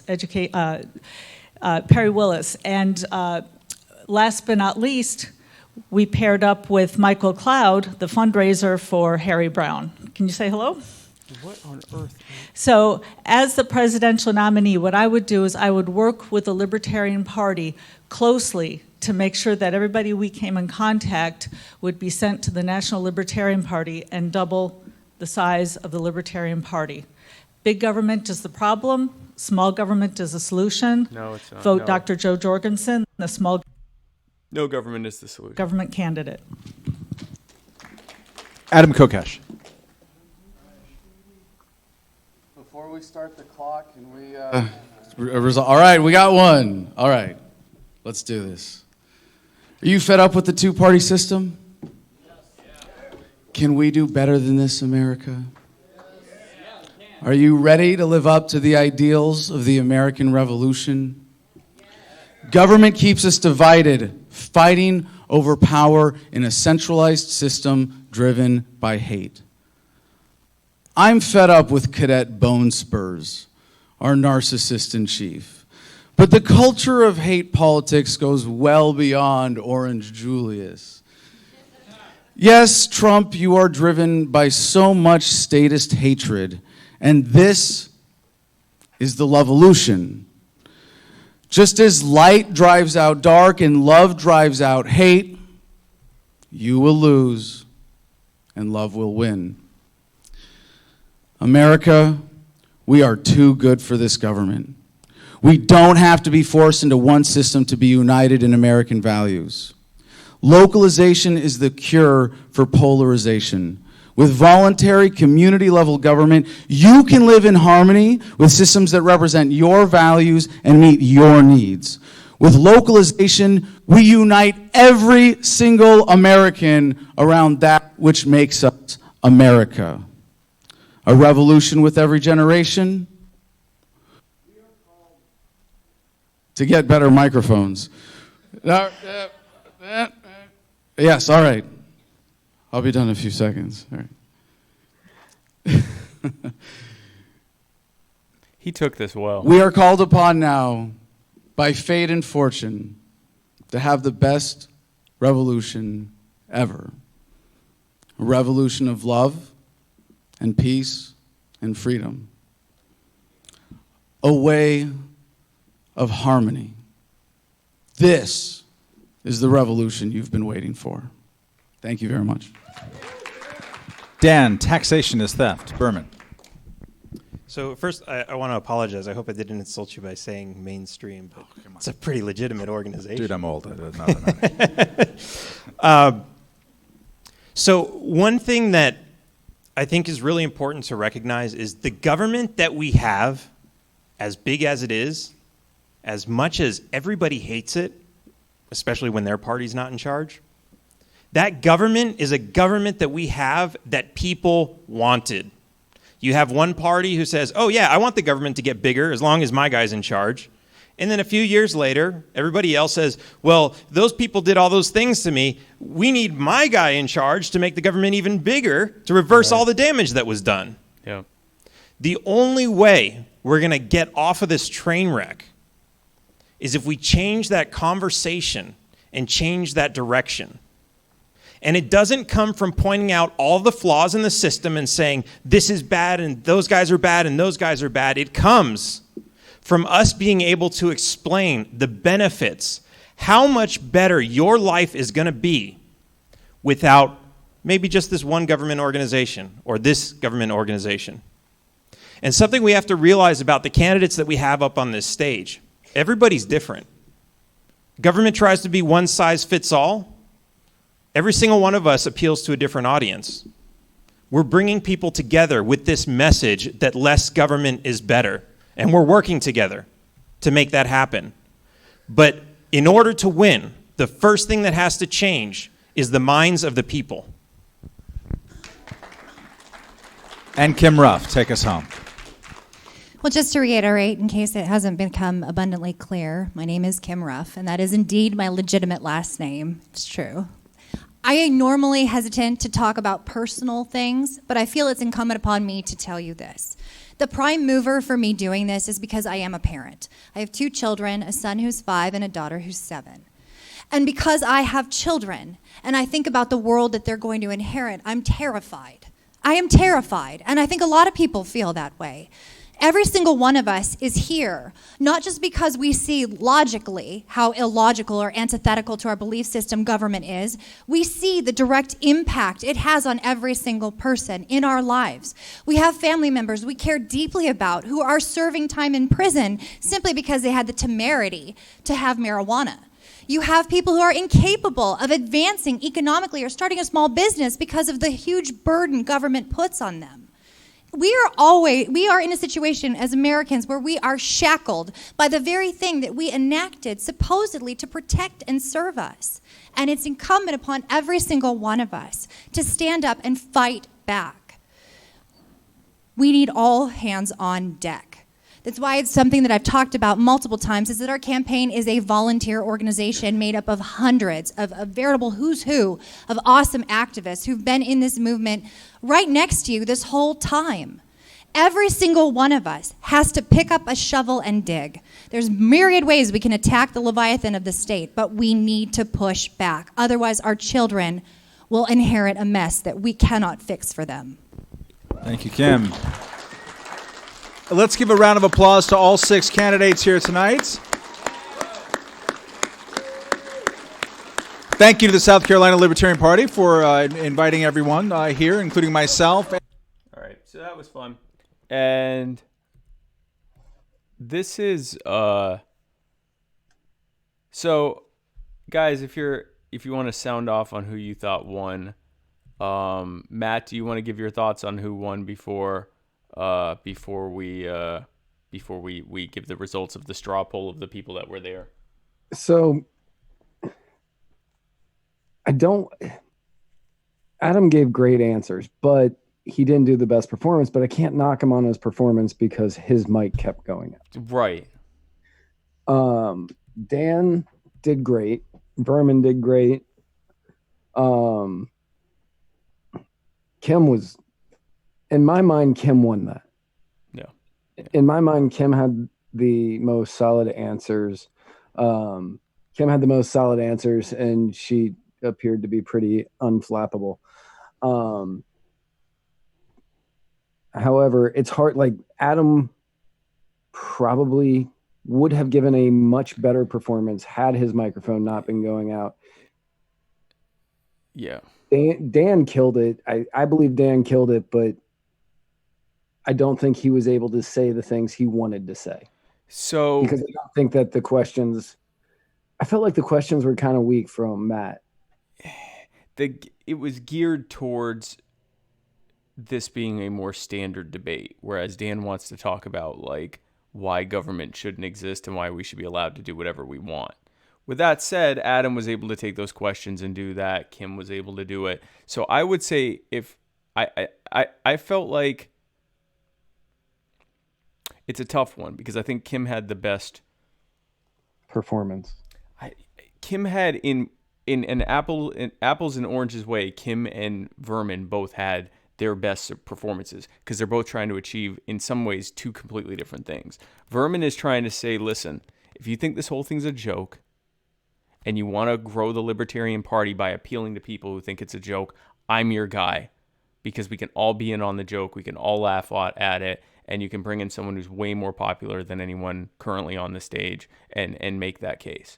And Kim's whole thing is, I am the most, I'm incredibly, I am a strong libertarian. I've worked on many campaigns. I am supporting other candidates in down ticket races. I'm about growing the entire party and moving up in a grassroots fashion. So obviously both trying to get to the same destination, but with different strategies of having to do so. So I'd sort of have to give it to both of them in terms of who won. I think Dan gave a very a good, solid performance. I think Adam probably would have done better without the mic. Right, without the mic issues. Without but the mic issues made it difficult for him to get into his rhythm. Yeah, and I've seen Adam speak before, and he's normally very charismatic and he's normally very engaging. And on this one, again, like the mic going out on him throws off that rhythm. Yeah, so it's impossible to judge his performance in this debate based on the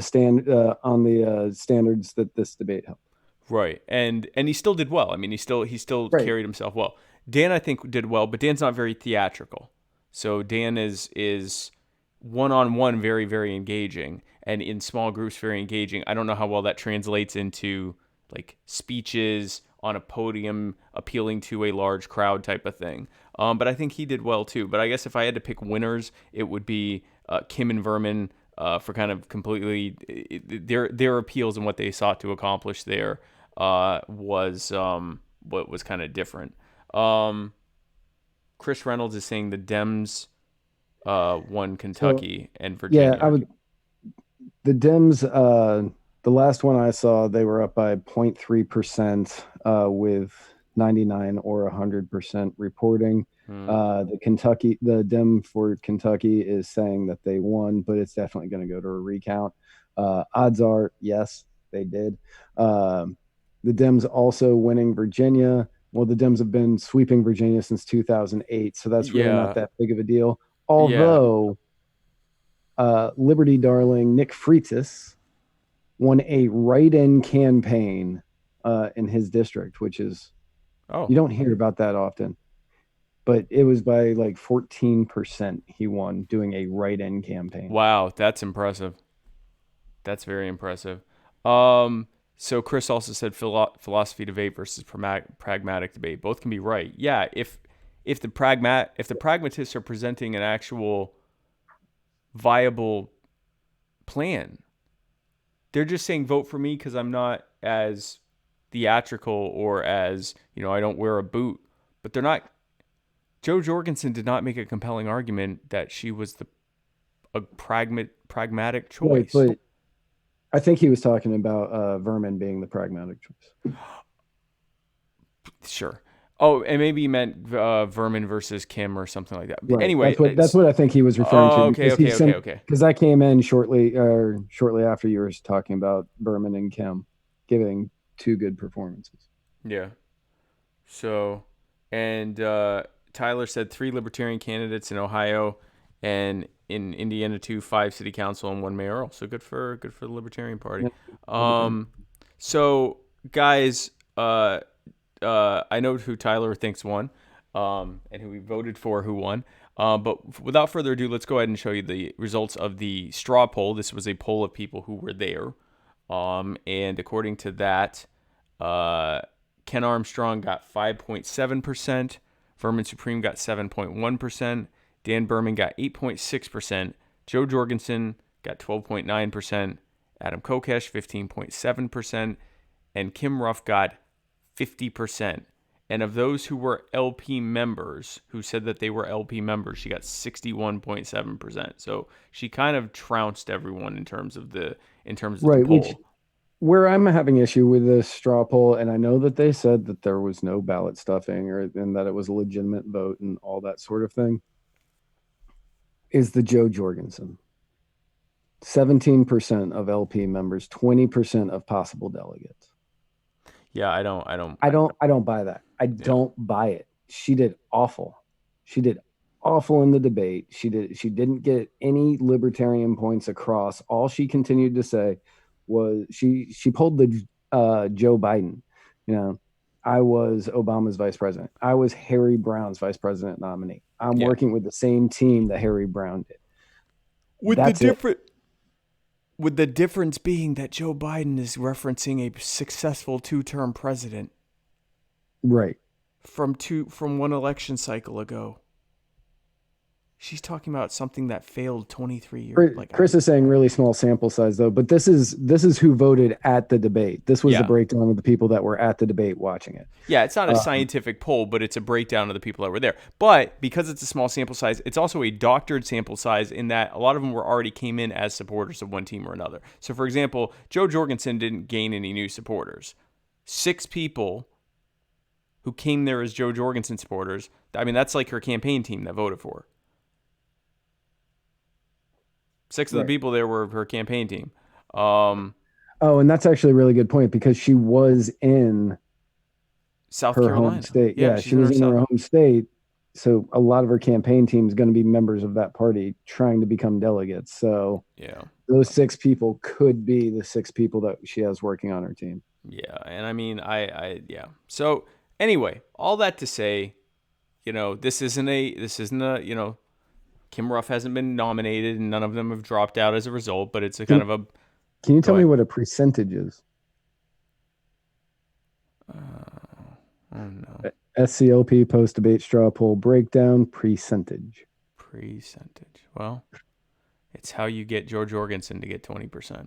Yeah, I guess. Yeah. So that's what happened there. We have a couple more of the red carpet interviews to show you, and then I guess we can sign out. So now that you know who won the straw poll, I can show these other ones. But here is Tom Arnold, followed by Kim, and then we will end it with Vermin Supreme, who was our final red carpet interview. We actually did that one at the house, and I didn't have to do captions for that one. Yay! Because you can hear what he's saying. Anyway, so here's Tom Arnold, Liberty Claus Arnold. Everybody, I'm Spike Cohen here at the South Carolina Libertarian Party debate post after party. I'm here doing my red carpet interview. I called that something different each time. Amazing, beautiful, and talented Mr. Liberty Claus Tom Arnold. I'm doing great. So happy to have you here. You look amazing. I think Here, let the government get out of here. I'm wearing the match status. And anyway, all your favorite politicians suck. This is very nice. This is all fair trade? Yes, fair trade. Okay, it looks fair trade. This is also fair trade. Oh, yeah? I don't read Versace. Okay. Vietnamese. Oh, okay. Oh, that's awesome. Very fair. Yeah, Very fair. Very fair. It's hard for them to find work. So, Tom, you are Team Ruff. Yeah, well, yeah, I'm supporting Team Ruff. Yes, exactly. Very nice. So, how do you feel she did it?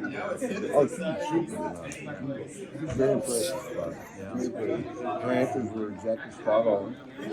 Well thought out. So she obviously won. So but she won the poll number. So it's obviously she's the front runner right now. Yeah. So the straw poll people absolutely agree with you. So she won with 50% of the vote. That's right. Guys, 50%. So what would you say was her? Do you think there was a breakout moment, or do you think it was just the strength of the entire debate performance? I think her debate was strong all the way through. The thing about Kim is, she's well prepared. She's very knowledgeable. Foreign policy is her forte, and she would handle those questions very well. I think that she's a contender right now. Very good. Yeah. So now that Halloween is over, it's now Christmas, and as the official Santa Claus for the Liberty movement, right? What is your message to all the good little listeners? We want liberty in my lifetime. Now, how long I live, who knows? But we want liberty in my lifetime. So get after it, youngin'. That's it. If you're going to be a statist, you're going to get coal. Yeah. And you're stocking from this That's right exactly switches and ashes. Yeah. Tom, you look absolutely amazing. Go out there and continue dazzling. I will. Thank you so much, guys. It's so good to see you. Oh, yes. You're just marvelous. Perfect. Thank you again for joining for the red carpet interview. Thank you. A lot of man love this weekend. A lot of man love this weekend. Chris Reynolds said, where can people buy those hats? You can get these at taxationistheft.cards. Taxationistheft.cards. Shout out to Casey Neth, who just joined us. She's a partner in some apps I'm working on.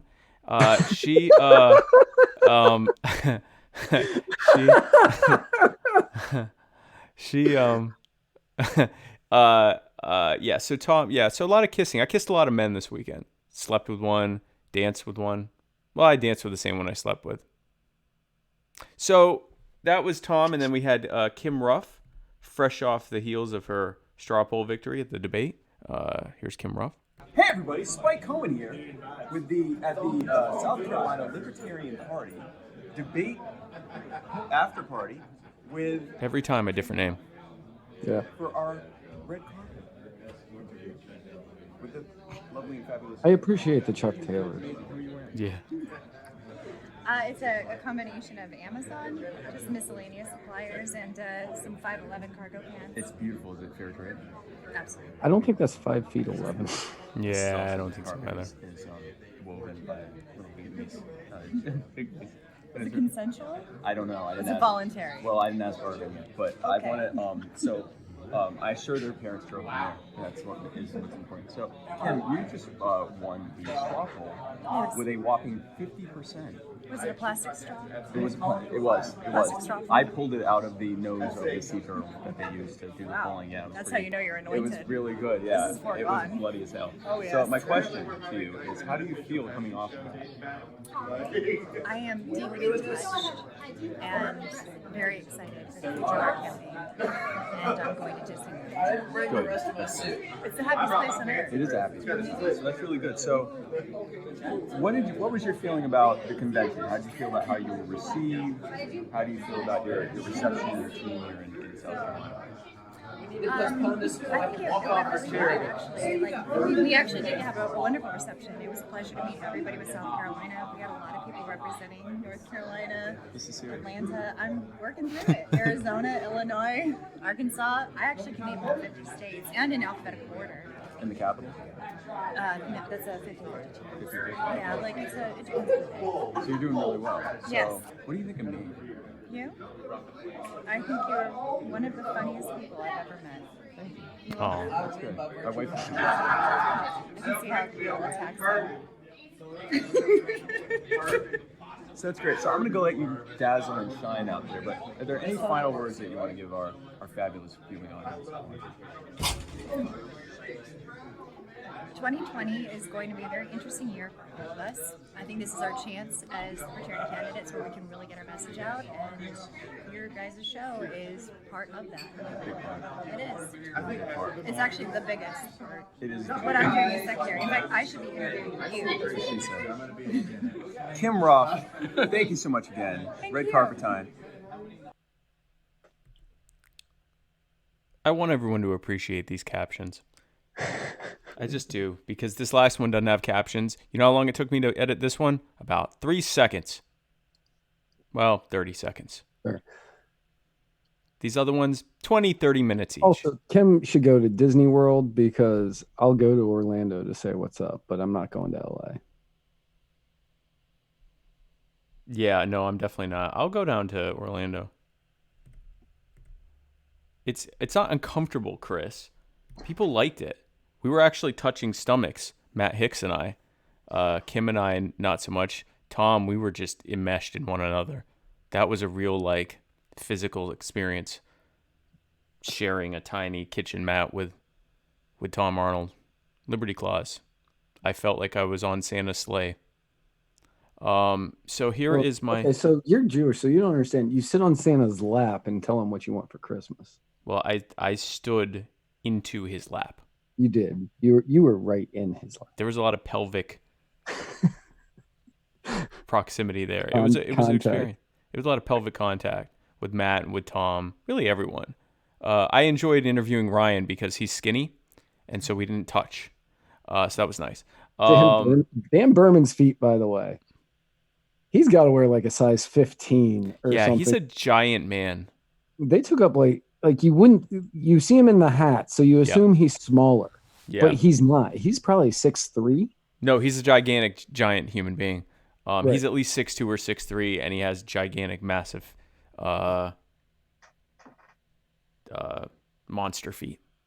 So here is, without further ado, here is my final interview of the evening at the after party with Vermin Supreme, featuring Dave. Hey everybody, welcome to the South Carolina Libertarian Party post-debate Loving that. after Being able party. to hear. I am Spike Cohen, and with me as always is the amazing, beautiful Mr. Vermin Supreme. Vermin, thank you so much for joining us. Spike, thank you. It's a pleasure to be here. It's really nice to meet you in real life after interviewing over the internet there. That was really great, and it was intense. That was it a lot intense of for you fun too? Yeah, it's pretty fun. So you look amazing. Well, Who were you wearing? Thank you, very kind. Well, you'll see my suit jacket here is by Chaps. Could you read the label exactly? I can, absolutely. Chaps, 78. From 78, but where are they from exactly? They are So I from, can't read. is that, it doesn't say. Doesn't say. Okay. Well, that's the style, and I'm feeling real good about it. It's got just the right amount of shoulder pad. It's form-fitting. And of course, I've got the tingly rainwear, rubber boot on my head, which is one of the finest rubber rain boots that you can possibly find on the market today. Tingley, it's Tingley. Still available today. It's on the internet. They are made in the USA. And this is actually not so much a rubber boot itself because it has no inner guts. It's more of a sort of the equivalent of a rubber that you would pull over your shoe that you would pull over your boot. So it's more hollow and it's much more lightweight and has a better gravity to it. It feels good. It feels festive. It does. I know a lot of people ask me, how do I keep the rubber boot on my head? And, It is so hard not laughing when this man's right in your face like this. I was so delirious I started busting out here soon. Gravity, which wants to pull the boot down to the center of the earth, of course. Right. And the friction of my head against the boot that prevents that from happening.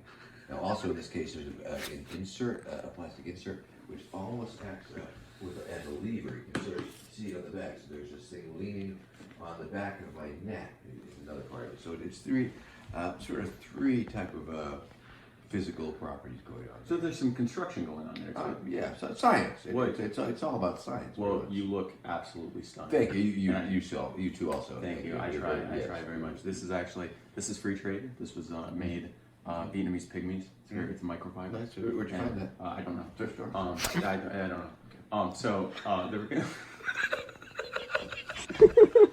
So the reason I want to ask you, what is your impression of how do you think you did during the debate? I think I did pretty good. I think I went a long way towards convincing people of my purpose and my offer. I think I was a little more clear on that. The debate's always very interesting because essentially, the question is asked and there's like 6 people up on stage and they're all answering it more or less in the libertarian fashion. And so it sort of frees me up in a way. It's like, I almost don't feel like I should be regurgitating the same thing that everybody's sort of saying. Right. And it allows me to say something a little bit different. And so that's a good thing. Yeah. And, I believe that I was serious where I need to be serious and entertaining where I need to be entertaining. And sold all my various talking points and reasons why I thought I'd make a really good candidate. And I believe that people are very receptive to it. I believe I'm changing hearts and minds. And my goal all along has simply been to get people to agree that it's not inconceivable. Right. And if I can get to that point, I'm halfway there. Right. So I feel that very well. It was a very, very good debate overall. Now, do you think, did you like the reception you got overall at the convention? Do you feel good? Do you feel welcome? Oh, absolutely. I always do. I very much enjoy these conventions and meeting the people and greeting the people and campaigning to the people, trying to convince them of the righteousness of our cause and how feasible it really is. Very good, very good. Now, I don't know if you saw earlier, we had breaking news. Mr. Anarcho Gun Guy, Ryan Teeter, gave a split endorsement to you and to Kim Ruff. He came into the race, I guess more of a Ruff fan, and after that is now a split Supreme Ruff fan.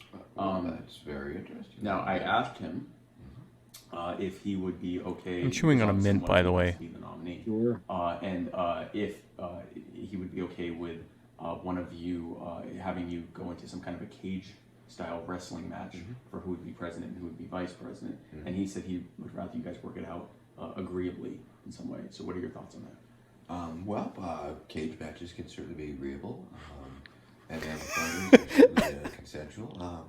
So I guess it all depends. I'm up to alternative, random decision-making, coin flips, rock, paper, scissors, panty wrestling, 2 out of 3, if the bird flies over this way, what square the cow plops on, just any number of possibilities, I suppose. Very good. Now, or we could leave it up to the viewers at home. And now, how do you feel about that? Because Kim is an Amazon. She's a hardy woman. Yeah, I probably have to work out a little bit. I'm an older American these days, and I'm not the young pup I used to be. But 2 balls out of 3, we'll see what we can do. That sounds good. So overall, what is the message you want to give to the good boys and girls watching at home? Well, kids, I want to say this about that. Wrap that pecker, okay, kids? Don't be going in there uncovered. Don't go unprotected. There's a lot of funky things going on here in this day and age. And sex is good and all, but if you're going to stick it in there, man, wrap that sucker. Come on, kids. There's cooties out there. There are cooties. Thank you. Thank you so much. And guys, thank you again for joining us for our red carpet. What is this called? Red carpet interviews. So at this point, I had, I think, 4 of my shirt buttons unbuttoned. As the evening went on, I was just more of the Jew beard, chest beard was on display, and by that it was just really, it was the suit holding my shirt together at that point. It really was not being held together by any buttons. A lot of that was because of the anarchist strip teases. Oh, the natural, anarchy is the natural order. A very fun night. I had a lot of fun. I wish the broadcast could have happened. But we had a lot of fun. And then, of course, this happened. Hey kids, look at us! We're on the red carpet! We're on the red carpet! Oh, hi Spike! Furman! Hey! I mean, again, that's possibly the most watched thing I will ever do. Probably. Yeah, it's going to be an interesting campaign season for the Libertarians. Back in 2016, you had Gary Johnson, who was a two-term governor, Republican GOP governor, and the 2012 nominee. And you had Austin Peterson, who was very widely well known. Right. John McAfee, and then there were others. But those were the three big names. This one, you've got Kokesh and Vermin are probably the two biggest names, but I don't Right. think either one of them are really on the same level as Johnson or Peterson or Mac. I would argue that Vermin is, except for Johnson, because he has now there's well known and then there's well known in terms of like the people that are actually going to show up and vote. Right. In a election, much less as delegates in a convention or whatever. But he's an incredibly well-known person. And the younger someone is, the more likely they are to know him. To the point where if you're a teenager, there's better than even chances you know who he is. He is literally when he says viral sensation, he is well known by millions and millions and millions of children and teenagers. They can't vote right now, but he certainly has a case to make that, he's the president of TikTok right now. And is that relevant to a primary or a convention that chooses their candidate? Not directly, because they can't vote, but it's something to be said about his level of popularity. Kim Ruff, her appeal is that she is more philosophically of a doctrinaire libertarian than Johnson, McAfee, or Peterson. There's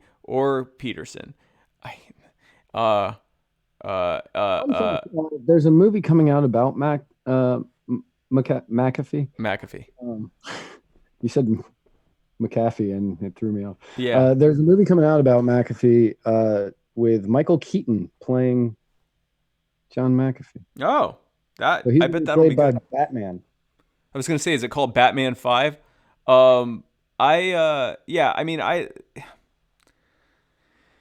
Kim's whole thing is that she's about the most libertarian person running in quite a while that actually has like a professionally run campaign. Adams is kind of a similar appeal that he's making. Vermin's is completely different than what anyone else is offering. Like he said in the red carpet interview, everyone else was giving similarish answers, and he was kind of saying, "Yeah, I'm here for you to voice your displeasure with this whole thing."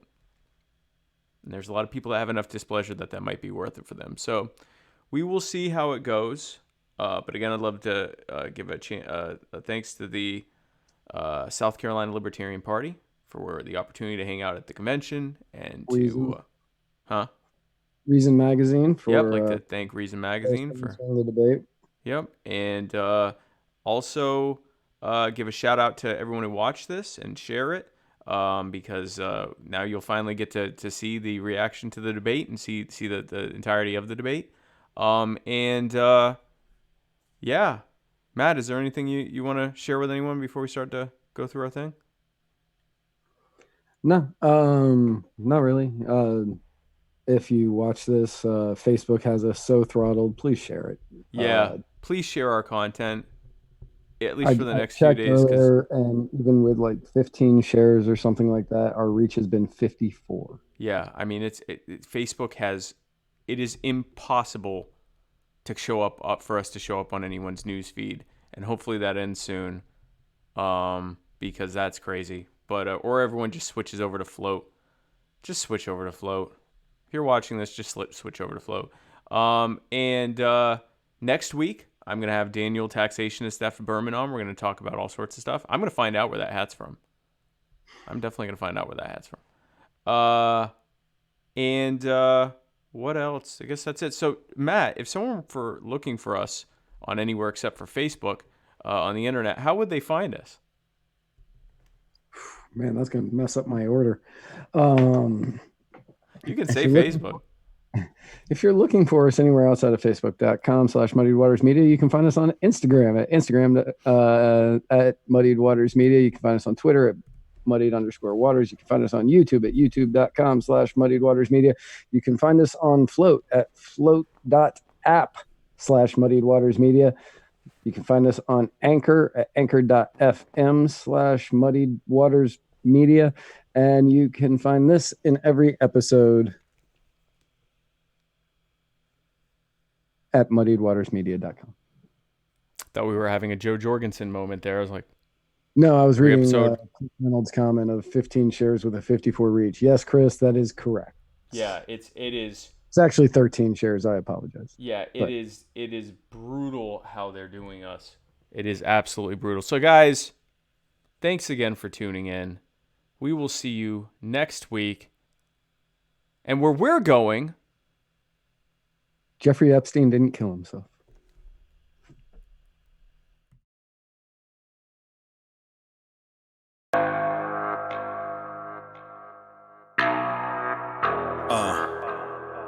Mic check, yo. We still here? Still going strong, yeah? Are you down with Zuby? Yeah. I will not go pop, I will not go soft. When I say no means no. This is true hip hop, I do not flip flop. When I say flow mean flow. This is perseverance. This is perseverance. This is perseverance. This is perseverance. I will not go pop, I will not go soft. When I say no means no. This is true hip hop, I do not flip flop. When I say flow mean flow. This is perseverance. This is perseverance. This is perseverance. This is perseverance. This is perseverance. I've been on the rhyme since I made a first appearance. I've been on the grind, never waited for the clearance. Life is all the time, so I'm gonna live it fearless. Yeah, and people gonna hear this. Made a little name with a vision and coherence. Never been a lame, now I'm closer to a genius. Knowledge in my brain, chalk it up to the experience. Still I'm not rich, but at least I ain't broke. Never sell dreams, cause I better sell hope. People so lost in the mirrors and the smoke, think I'd be a realer bloke if I said I sold dope. Nope. But my fans will tell you that I'm awesome. I started selling and they bought them. I told them get them and I got them. So if you want dope bars, that's not a problem. It's time to put the needles on the wax. Rock hard like I got the Beatles in the back. Go soft, make it easy living off the map. Or I can go hard like a freaking cheetah on the track. I'm grinding from a zero to a stack. And I'm talking about De Niro getting jacked. If Wakanda needs a new king, I'ma go hard to be the leader of the pack. A needle in a stack, and I'm feeling to attack. Not a baller, no T'Challa, but a hero and I'm black. I'm an eagle to a rat, rebel demon on a track. I'm a scholar and a brawler, you don't feel it if you're whack. You're always talking evil in your rap, and I'm trying to put my meanings on the map. I gave you 12 rules for life and kept my room clean. I'm the Jordan Peterson of rap. Yeah. I will not go pop, I will not go soft. When I say no means no. This is true hip hop, I do not flip flop. When I say flow mean flow. This is perseverance. This is perseverance. This is perseverance. This is perseverance. I will not go pop, I will not go soft. When I say no means no. This is true hip hop, I do not flip flop. When I say flow mean flow. This is perseverance. This is perseverance. This is perseverance. This is perseverance. And I believe what I prophesize, so I don't apologize. Unless I do wrong, I don't bow to the mob, I don't live to antagonize. But they say I'm too outspoken. They wonder wonder if I'm joking.